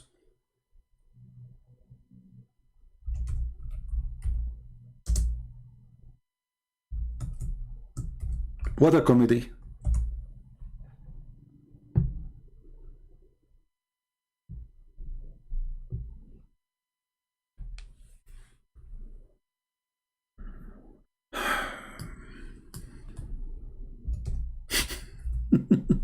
You have a book of law? You have Sharia law? Let us see. Chapter 2, verse number 106. Remember, he's talking that Muhammad, he brought a law. What is the law? Whatever verses between two bracket revelation do we abrogate or cause to be forgotten? Question. Allah, he made a law, and now he will make you forget his law. Why? Do we have any Abdul in the crowd? He can tell us how in the world such a thing happened?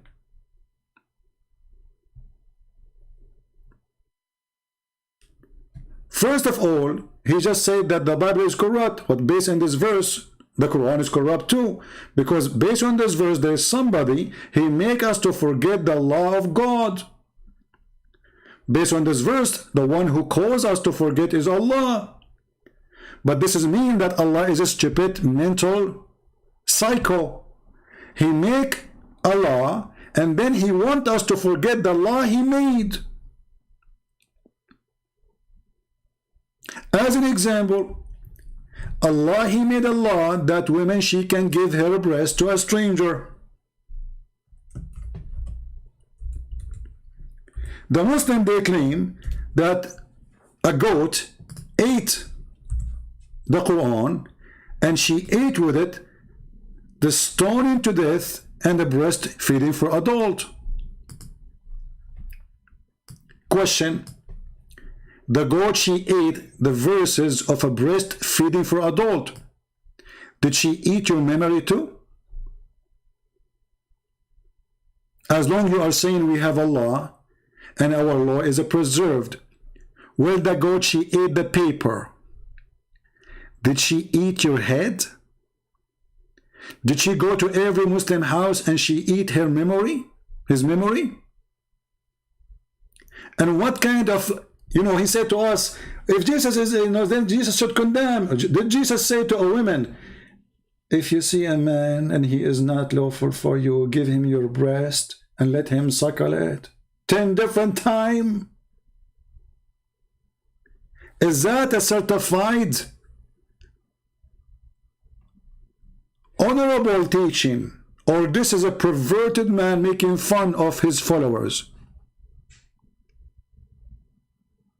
And then Aisha, after that, she listened to her husband, so she asked her sisters to open their bra and to give their boobs to whoever come to see her, which is very nice, to be honest with you. Too bad I wasn't exist at that time to practice my hobby of a breastfeeding for adult.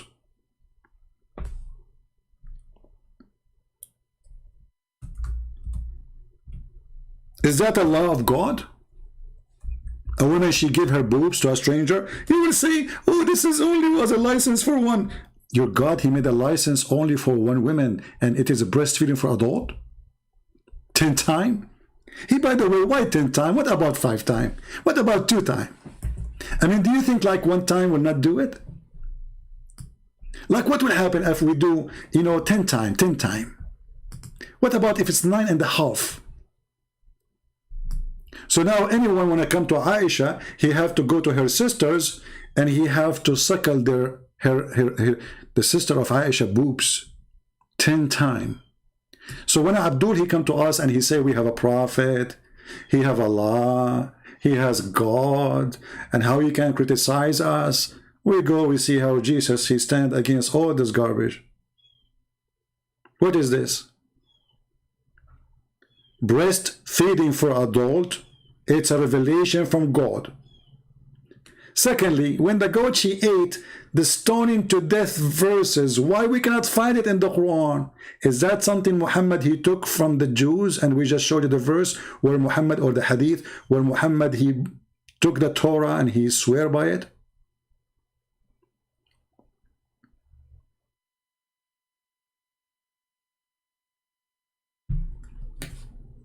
Shall I say more, guys, or we have enough for today? I mean, we can continue forever.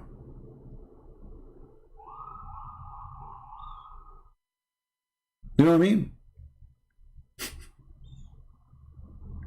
We can continue forever with the stupidity of those people.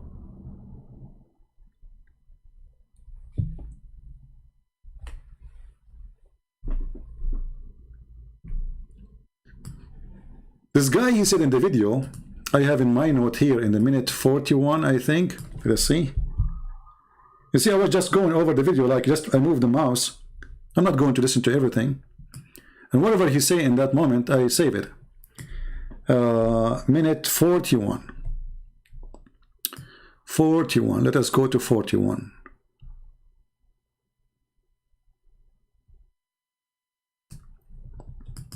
and we believe in the Torah, we believe in the revelation of the past prophets. They've just been corrupted and distorted. But And we got your prophet busted because he swear by it and the Quran confirming it and say we believe in what is between our hands. So you are stupid again. Continue. I don't have a fundamental problem with the violence there. So I think you've misunderstood my entire argument.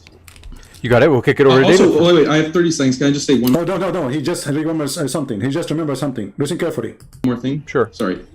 So also, you cited a lot of Augustine. You cited a lot of different Christian authors.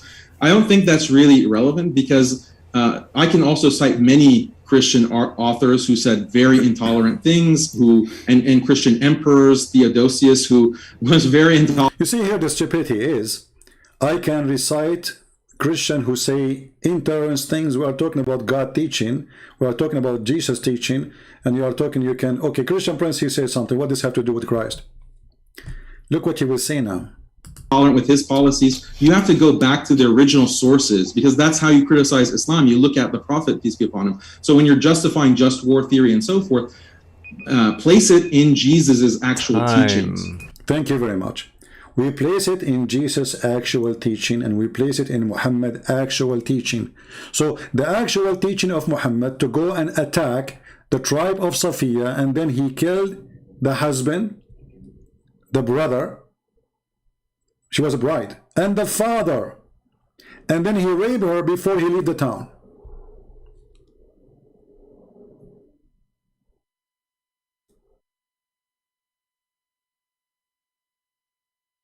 We go to the original sources and we find that Muhammad is a child molester.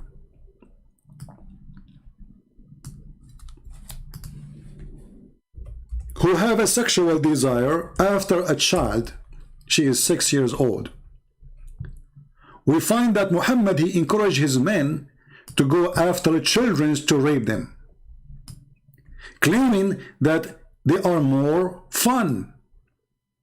As an example, there's a story of a person, his name is Jabir, and your prophet, he asked him, why you are a rush, Jabir? Jabir, he said, oh, I am a newly married prophet. Muhammad, he said, did you marry a previously married woman or a child? The guy, he said, a previously married woman. Muhammad, he says to him, why? Why? Why you don't marry a young child so she can play with you and you can play with her? So you are right. When we want to criticize, we are not going to judge Islam by a Muslim. We are going to judge Islam by Muhammad. And we are not going to judge Christianity by me. We are going to judge Christianity by Christ. If there's anything wrong Christ did,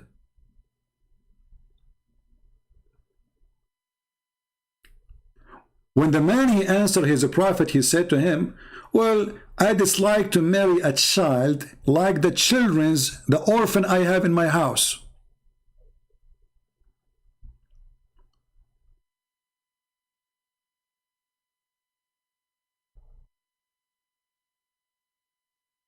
Do you know how to read?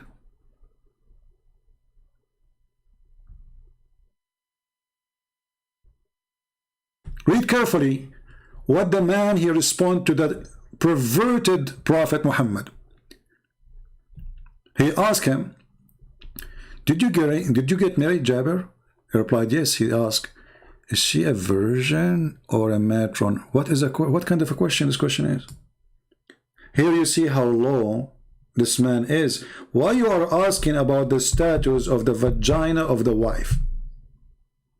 Because all the question here is not about who is she. He's not asking who is the woman. He's not asking him, is she good? You like her?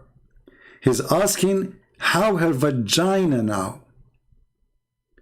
Is she a virgin? Imagine you meet a friend in a coffee shop and he said to you, hey, did you get married? You say yes. He said, tell me about her vagina. Is it virgin vagina or it is not virgin vagina? The guy, he said to him, well, no, it's not virgin vagina. It's been used. I replied, oh, she have a unvirgin vagina? He said, why? Why don't marry a virgin girl? This is the Muslim translation, by the way. So that you might play with her and she play with you. Like, stupid idiot. What the vagina, which is virgin, have to do with the playing now? Do you see how we got them busted with the translation?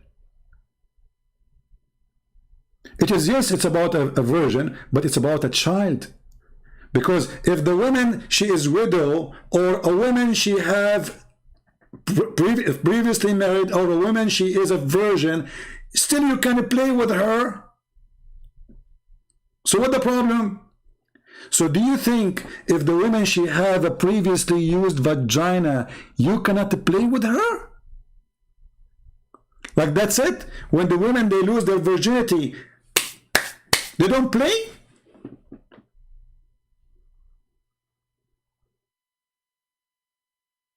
This is the religion you are trying to debate us about it? And this is the prophet who says to us, let us go to the original source. What playing with her have to do with her having a used vagina or unused vagina? Continue, you will understand. This is not about virgin. This is about a child. And then, between two brackets, look, the Muslim trying to make you more understand, brother. Or you might make her laugh, or she make you laugh. Look how cute. You are so cute, bride. You are 5 years old and lovely. What a perverted man. He want him to marry a child, so she will make you laugh, brother. And you will make her laugh. I mean, do you see the romantic relationship now? And then I said, my father died, leaving 7 or 9 girls, orphans. Look, the word orphans. And I did not like to bring a young girl like them. So what that confirm? Muhammad is asking his follower to have a child in his bed. I did not like to bring what? A girl, and this is not my translation, take a note. A young girl like them. Who? The orphan. So when we call a person an orphan, that means is not able to support himself. He is little child. This is what orphan mean. So I did not like to bring a child like them. I married a woman who can look after them. Do you see it?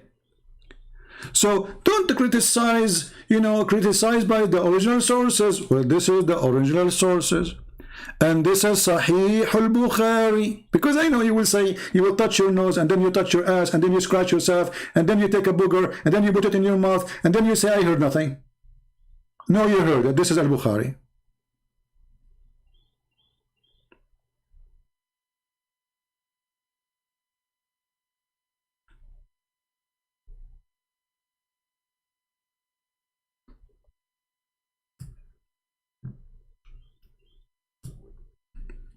Shall I stop here? Because things will go crazy if we continue. What do you think, guys? It's enough? We have now, man, 2 hours and 4. We did not even play 5 minutes of the video.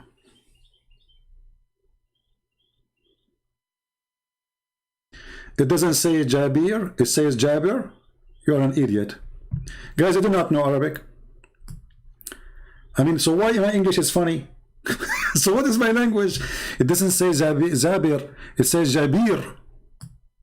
Idiot. Abdul, all those Fatha and Kasra, you added them later, and we will make a video soon about it, so everybody will laugh at the Quran. Just wait. I have a surprise for you. Big surprise. All you Muslims, you will shave your mustache, and you will move the mustache to different location in your body. Just wait for the coming video. Because yesterday somebody made a request, and I promised him to do it. And we will talk about what you are saying.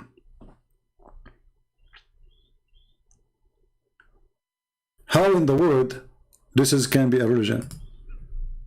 Oh, we need to take commercial break? Oh, okay. I know about that. Commercial break.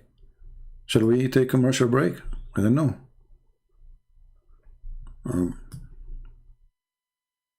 Let me ask the director, you mad? You mad? Is it a time for commercial break? You know, because you know, he is the director. He is in charge of the commercial. You know,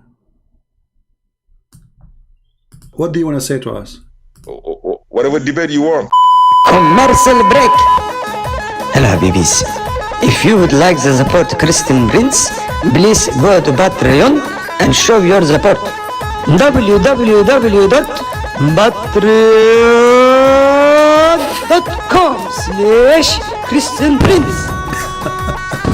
We thank you all for your kindly support and enjoy the video. Patreon.com, but it's the funny when they say but Patreon. This guy's good.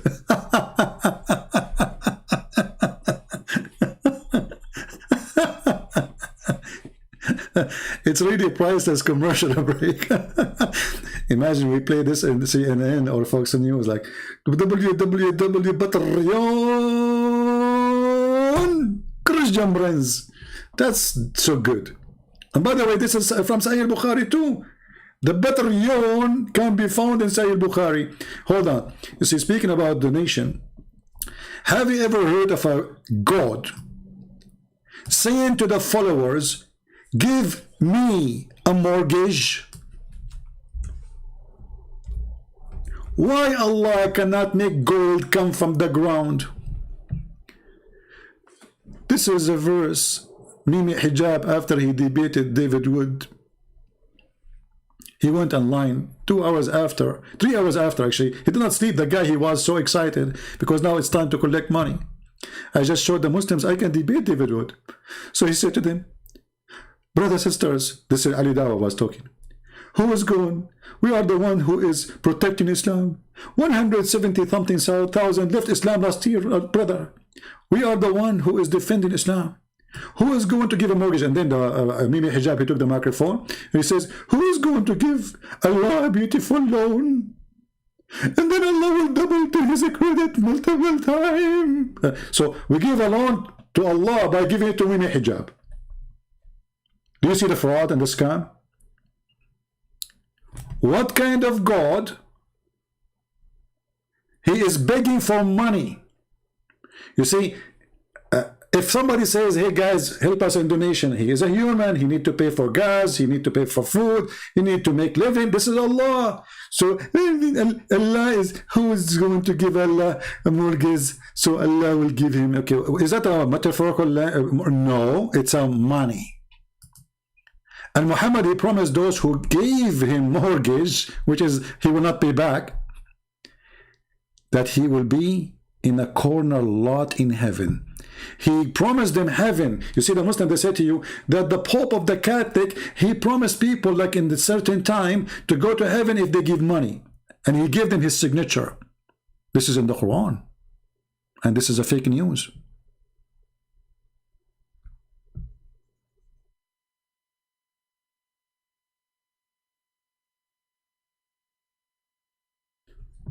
In chapter 5, verse 12, it says that the one who gave Muhammad money, Allah will erase his sin.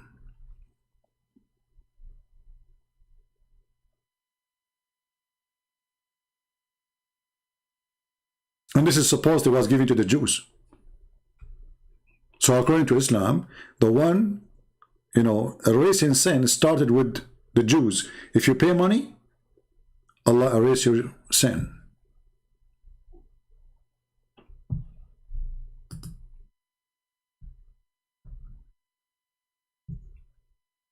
Chapter 64, it says clearly that the one who gives Allah a mortgage, Allah will open a credit card for you in heaven and he will forgive you.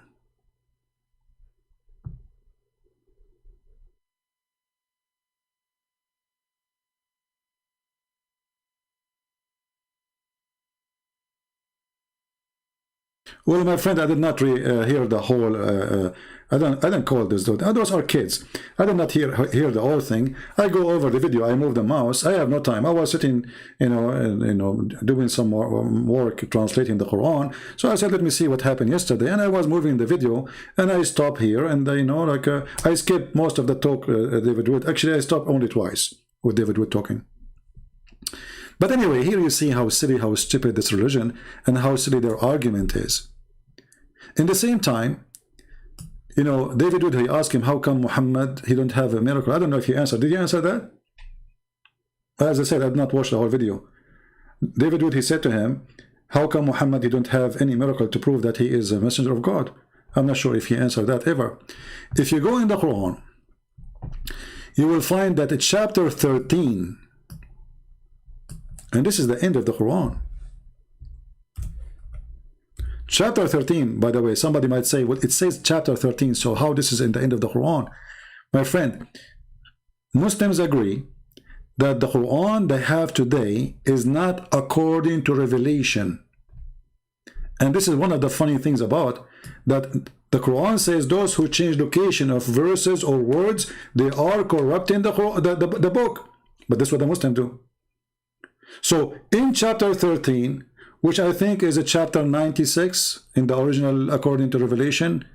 You can go to according to Revelation and you can confirm the number if I'm wrong. I think it's 96. So chapter 13 in the Quran, which is today Quran, chapter 13, it is not 13. In verse number 7, which means at the end of Islam, Muhammad is almost dead. People are still saying to him, how come you don't have any miracles?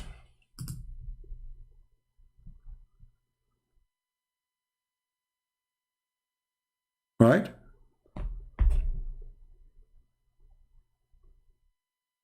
Do you see it? So Muhammad now, he spent all his life claiming to be a messenger. And yet Muhammad, he have zero miracle.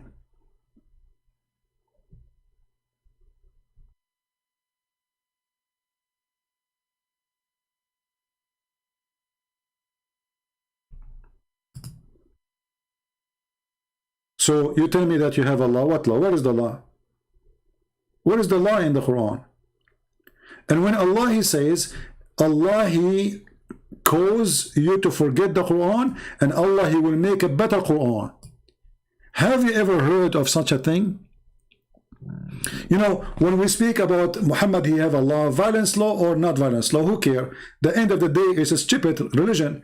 As an example, Muhammad, he says, in the case of murder, as long as we are talking about violence law. So do Muhammad have a law for murder? Yes, he came with one. What is that law? Let us see. And remember, this is something coming from his God. This is not Muhammad supposedly talking. This is Allah. So Muhammad, because he's a genius, he said in chapter 2, verse 178, O who you believe in the law of equality prescribed for you in the case of murder, free for the free, slave for the slave, women for the women.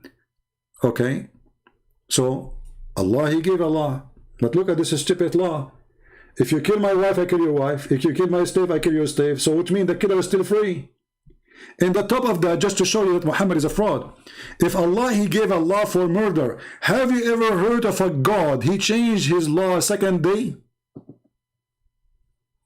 Do we have any Muslim here can explain to us how Allah, he gave a law, and then second day, he canceled it?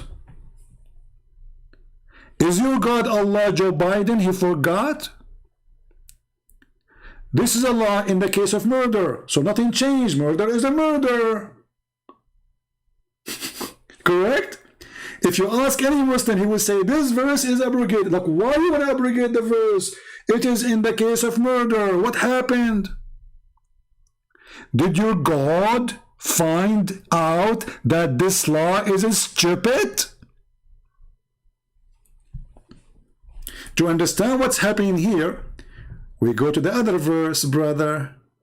Chapter 2, verse 106, brother. And then, brother, we go to the interpretation of the Quran, brother. Shall we do that, brother? Let us go there, brother. Okay. You like my accent, don't you? Like, come on, face it.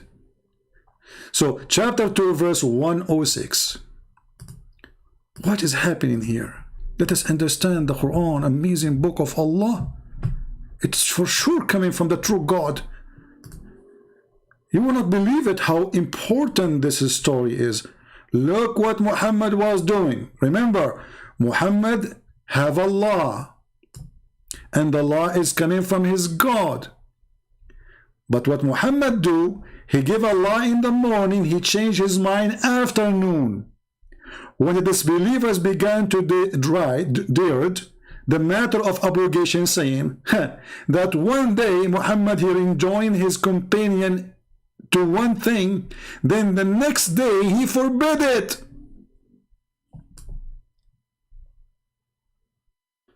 Isn't this is a clear proof that Muhammad is mentally ill? Imagine God is making a law. Is that you, CP? No, I don't know. I need to call a friend. Can I call a friend? Is that you, CP? No, it's not me. Is it that connect? But the guy is asking, are you CP? Brother, sister, some people they are confused about me. Some people they think I'm CP. In fact, I'm not CP. I'm Dr. Zakir Daik. And I will move with you. I have a beard, I'm trying to grow. I'm with the manure. What do you mean? Is that the UCP? Anyway, so listen carefully. There's a God, his name is Allah. Let me draw this one. This one needs to be drawn. It's hard to some people to understand. So I need to use some art, some artistic.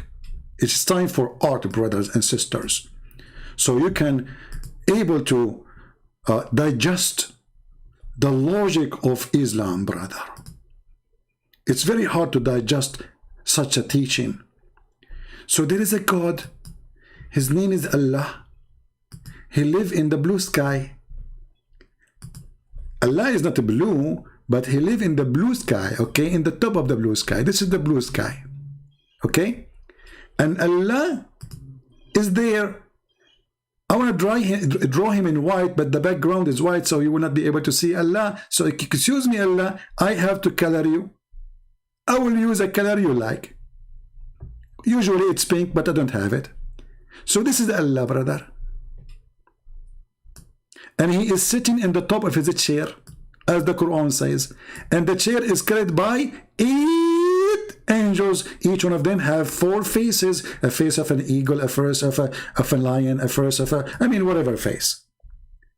And then, brother, Allah, he sent Quran. The Quran come from under the throne, by the way, because Allah doing poo-poo. So Allah sending law. This is the law of Allah is coming down. Muhammad is here. Muhammad, he got the law. Muhammad, after he got the law, he kicked the law with his foot. He have 2 foot, Muhammad. This is the first law. He cook it and he throw it at the Jews. The Jews are here. And this is the Prophet Muhammad Salah. So the Prophet, he kick the first law, goal. Okay. Now the Prophet, he kicked the law of Allah and he put it and he made goal. But the Prophet later, he said to himself, you know what, this goal was not my goal. So the Prophet, he bring the same law and he kick it in the other direction, brother. And now it is time to throw it out of the football stadium. Goal! This is how Allah, he abrogate the law second morning. So Allah, he sent the law, and this law, Muhammad, he don't like it. People don't like it. It's a stupid law. So what we do? We send it in the morning, we abrogate it in the second day. Isn't it this is fantastic, Prophet? I mean, the law did not even live to the second day. Do you think Allah, He wrote His law in beef, and Muhammad was afraid that the law will decay? And those people, they are saying to us, we have a prophet. You will give $70 million for my art? My friend, if you don't make it right now, 38 million, I'm going to ask Allah to send Allah in the top of you, kick your ass and send you to wherever, whatever, What 37 million? All this beautiful art for 37, and why 37? What's wrong with you, man? Why you stuck? You have to say, you have to give us a holy number, like 72. 72 millions. What's wrong with people? Appreciate the art. Look at this. I mean, who can do this? Look at it. I drew it for you, Allah and Muhammad and the law and the goal and Muhammad Salah all in one drawing. It take me 2 minutes. Go and ask any artist. It's going to take them years to finish one art. Very easy for me. I'm gifted when it's come to drawing. You can tell, And look at this line. This is the sky. Look at the sky here. Just maybe you did not get attention because maybe your vision is not good. Huh? Look at this sky. Did you see here? There's a first curve. Okay, this is a bend in the sky because Muhammad, mother-in-law, she said there. She's heavy duty. Did you see the second curve? This is where Muhammad himself is sitting. It is less curvy because he is less big. Here you notice it is straight. Why? Because the ass of Allah is flat. And I changed any Muslim to say, I'm making things up, challenge me. How the ass of Allah look like? We go to the hadith. The hadith describe how the ass of Allah look like. May Allah bless his eyes. Sorry.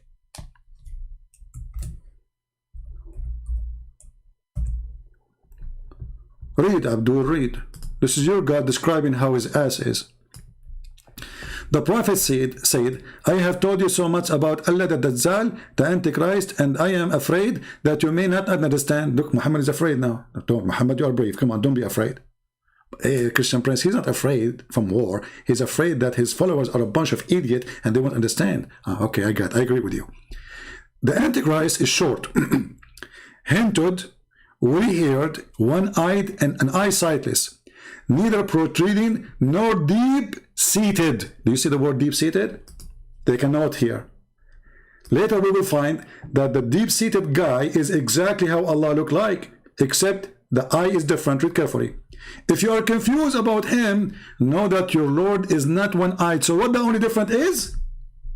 Allah, brother, is short. Number one, he is hinted. I don't know if I'm saying the word correctly, excuse me. He is woolly haired. And then he confirmed that he is not one-eyed, which means he has two eyes. And he is neither protruding or nor deep-seated. So he's not deep-seated. This is the description of your God. Prove me wrong.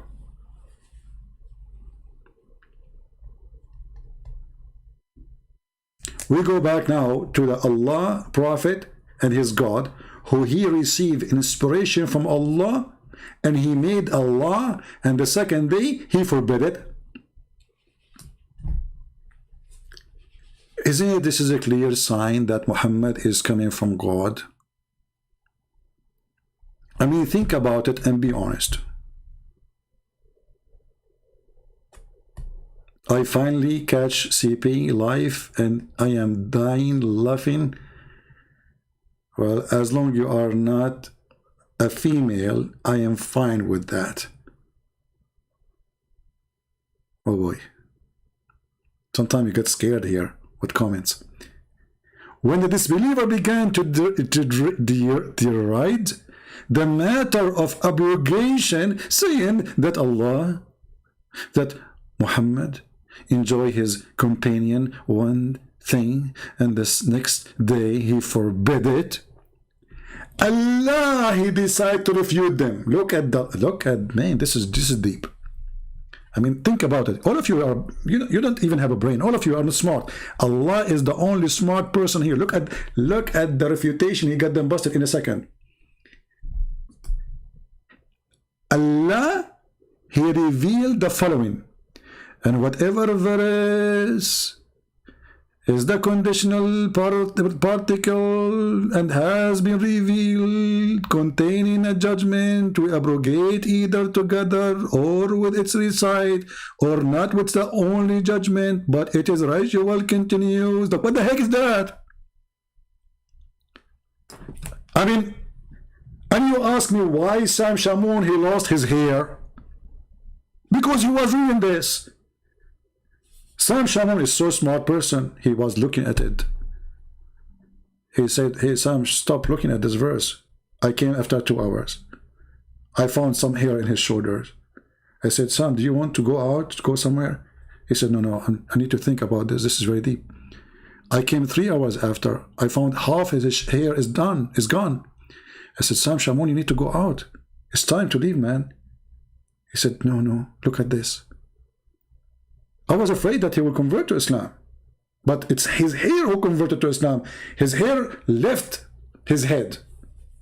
After he heard this, he saw this.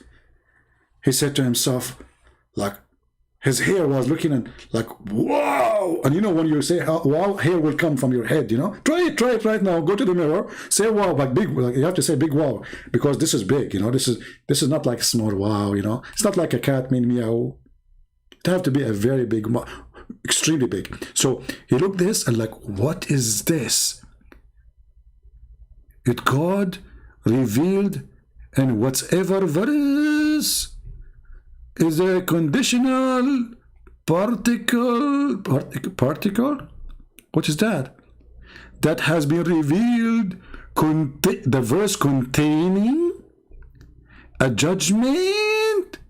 We abrogate either together or it is recital or not. That only is judgment, but its recite continues.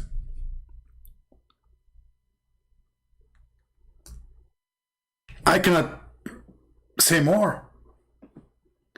I mean, how many of you is in love with the wisdom of this God who sent a verse in the morning containing a judgment and law, and second day Allah he decide forget. And actually, if you go to the verse, it's even more hilarious because the verse says that Allah is going to compete with Allah and he will make Quran better than the Quran of Allah, which is previously made by Allah. Should I draw this one too? Okay, hold on, let me draw it for you. Because here it says, read carefully. We bring a better one or similar. Oh, look, what the heck? That's beyond intelligence. This is supreme intelligence. Allah will make us forget the Quran. He will cause us to forget the Quran. And the purpose, brother, to bring something better or similar. I will explain to you because all of you are kuffar and you have no idea how amazing Allah is. Time for art.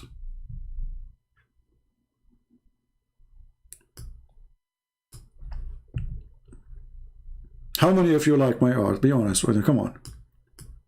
By the way, I was the #1 in my classroom in everything, in mathematics, physics, English. I don't want to mention the English because I was the top in English. So everything. But I forgot to tell you, I was the only student in the classroom because all the rest of the kids, they run away. And this is what happened when Allah in the Quran, he says Allah is the best of the creators. The Muslims, they say he's the only creator. So how is the best of the creators? He was the only one in the classroom, like Christian Prince. So look what happened here. Allah will send Quran. Let us draw again. It's time for art. I'm going to charge you for this. It's not for free. Commercial break. And by the way, somebody says to me, I noticed that not many people are donating. He said, because you are making your videos unblocked. If you make it a block, then people cannot see unless they donate. I said, my friend, you got me wrong. Yes, everybody need support. But I am not here because of the support. I'm here to teach and to reach out to every human being, the poor before the rich. And those who can support us, thank you very much.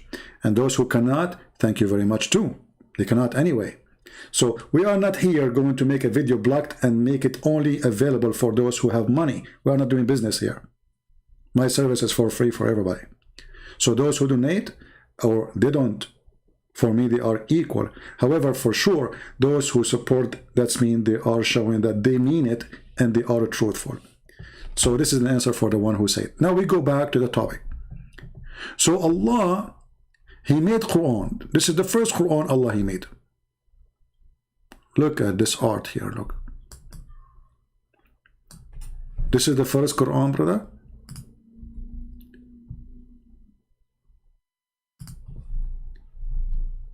Page number 1, page number 2. We open the Quran. The Quran is open now. And then Allah, He made a second Quran. Why Allah He made a second Quran? Because Allah, He want to make Quran better than the first Quran. Or similar. Okay, Abdul. So this is Quran A.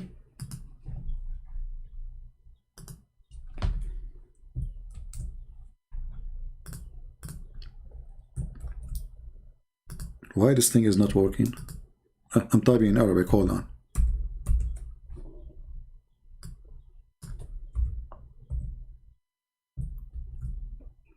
This is Quran A. And this is Quran B.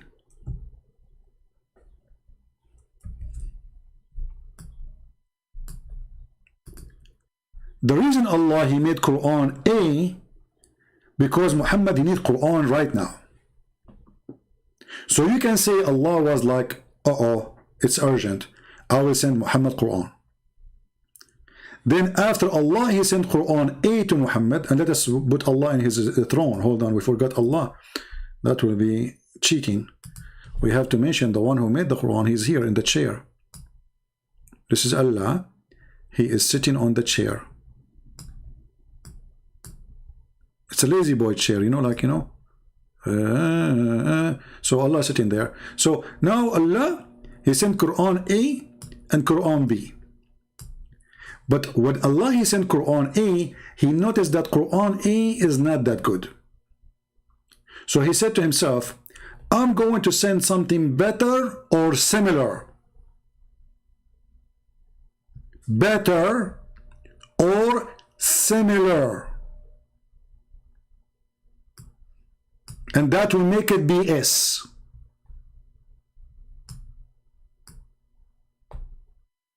Quran. Think about it. The new BS Quran, better or similar, Allah proving to us that He is going to make Quran, which is BS Quran, better than the previous Quran. Which means Allah, He is not Allah, because Allah Quran should be always perfect. But Allah, He found that His first Quran is better, and is not better. He need to fix it. So He decided to make Quran, which is BS, better or similar. Don't take it wrong. I'm not meaning anything, by the way, BS. Okay, hello. Come on. So BS Quran was to fix the previous Quran, which Allah He sent just yesterday. I mean, do you see how fast the connection between Muhammad and his God?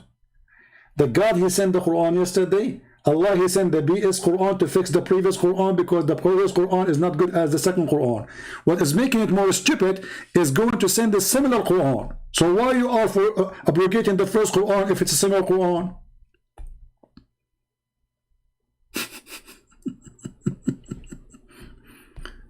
I mean, have you ever heard of a stupidity like this? Because if you say similar, then it's the same. So you abrogate the Quran, and you cause us to forget the Quran, and the purpose is to send us the same Quran or similar Quran? Brother, for sure, Prophet of Allah is a prophet. Because only Prophet of Allah, Muhammad, he received BS Quran, better or similar. Who can beat that?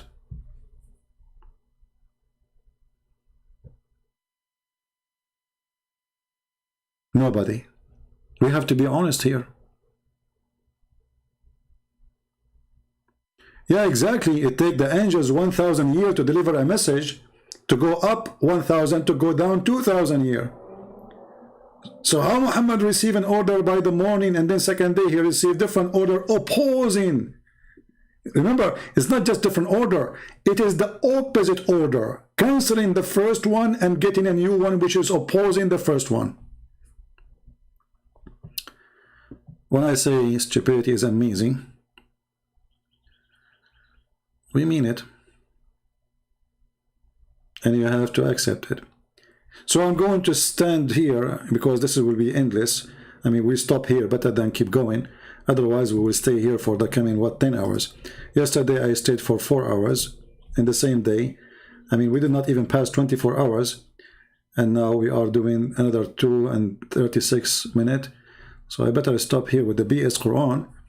And from now on, you know, if you say to a Muslim a BS Quran, he said to you, why you are insulting? Show him the reference. It's your God who said, brother, Allah will make better and similar. This is the BS Quran. Which reference? Chapter 2, verse 106. 10. Hamburger. Muhammad is the one who want to teach us Arabic, but his Arabic is horrible. His book is God. Even his God, he agree that he have sent a horrible book, and he is going to cause. And look at the cheating here. He wants you to forget so you don't remember how stupid it was. I wish I can do that, man, because sometimes we do stupid things to ourselves too. Imagine, like, you know, let us say you are married and you do a stupid thing, whatever thing, and now what your wife, she is angry from you, and now you have a control. You make her forget what you did. Man, that's so good. Especially if your mother-in-law is behind your wife now. You look at them both and you control them. Forget what I said. And you say to your wife, hey honey, did you hear what I said 5 minutes ago? She said, you were not here. You were here? She forgot everything. And now you can give her a better Quran from what she heard 5 minutes ago.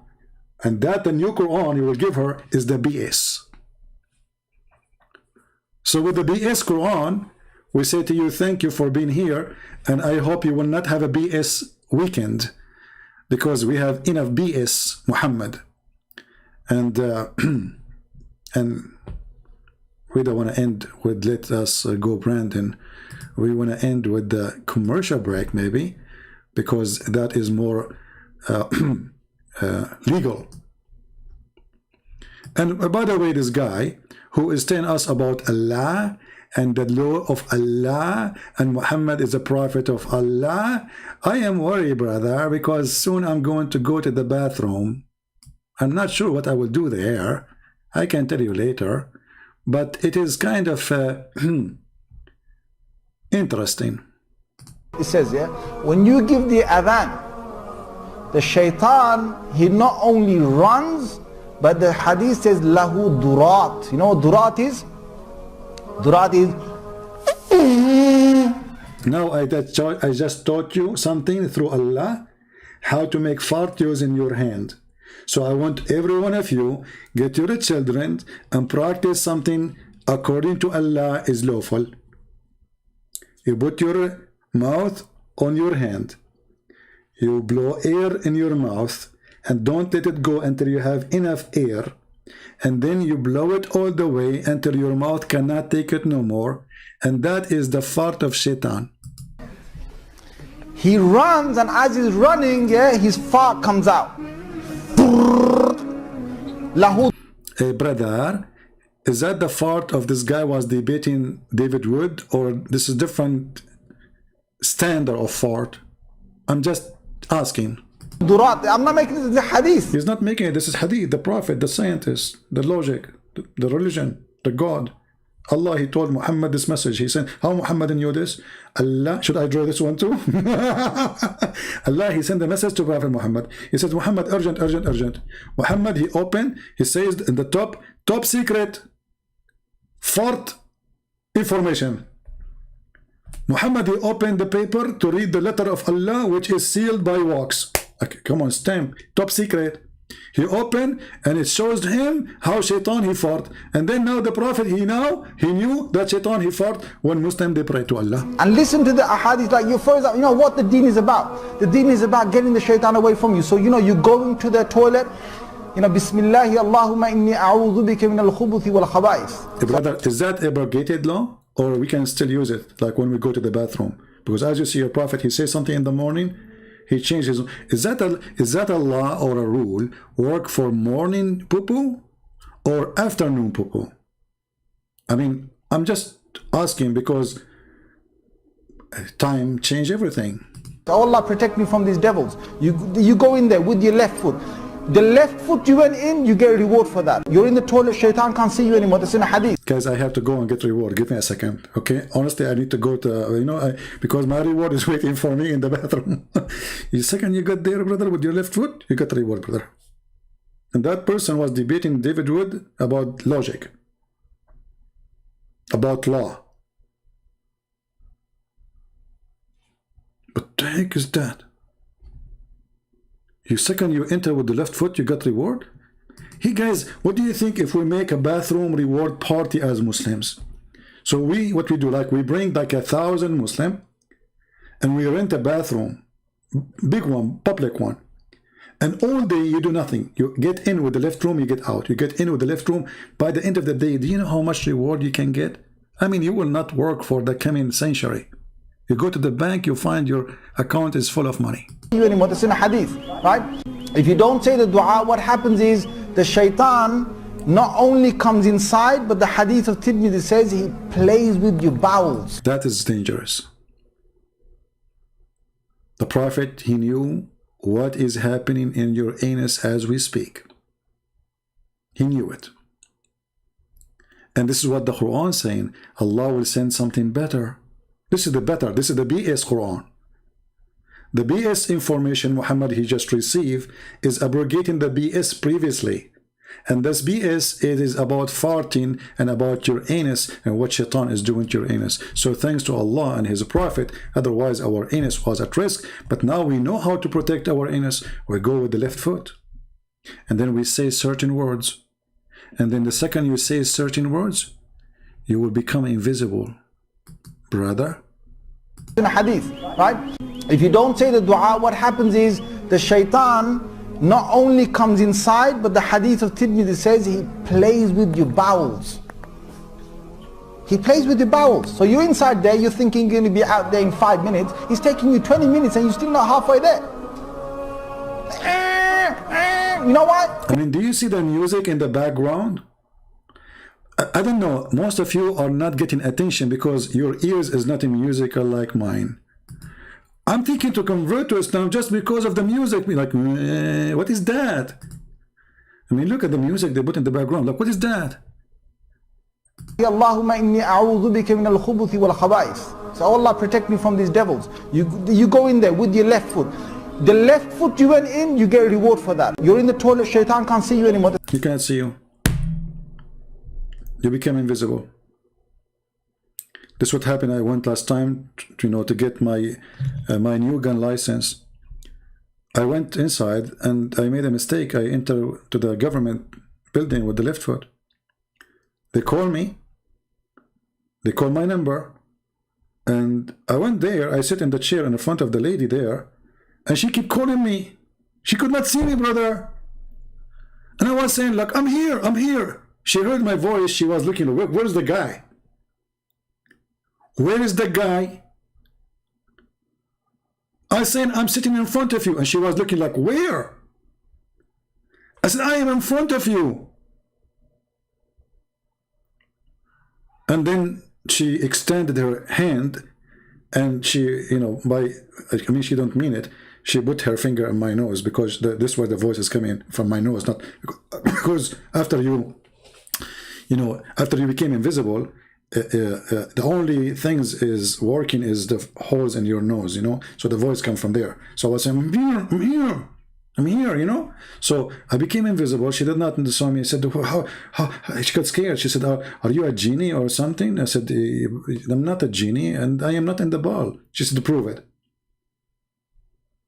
So I had to get out, entering again, but this time not with the left foot. And I told her, this is me. She could not believe it. And by the way, she became a Muslim now. This is a true story. I have witnesses. You know, I have witnesses. I mean, I can give you their names. They are like 1,000 witnesses, but I forgot their names because Allah, He gave me the BS Quran. So the second you enter the bathroom with the left foot, I mean, I cannot get over those videos. I have to use them every day. You became invisible. It's in a hadith, right? If you don't say the dua, what happens is the shaitan not only comes inside, but the hadith of Tirmidhi says he plays with your bowels. He plays with your bowels. So you're inside there, you're thinking you're going to be out there in 5 minutes. He's taking you 20 minutes and you're still not halfway there. You know why? Because shaitan is going, ooh, la la. See, the hadith told you, I mean, the hadith said what we can say. So I think it's better to stop here, because as you see, Islam logic is behind any logic. Muslims are always right. Allah, He make a Quran, and then He abrogate the Quran, and then Allah, He confirm the Bible, and then the Muslim deny the Bible, and then Allah, He says, I confirm what is between their hands, and then the Muslim, they say the Bible is corrupted, and then Muhammad, he grabbed the Torah and he swear by the Torah, and then Abdul, he will say to you the Torah is corrupt, and Muhammad, he is respecting the Torah and taking oath in the Torah because it's corrupt, brother. And it's very confirmed, brother, that everything in the Bible is not true, including the crucifixion, to the point that the Quran witness that the Christian, they saw Jesus on the cross.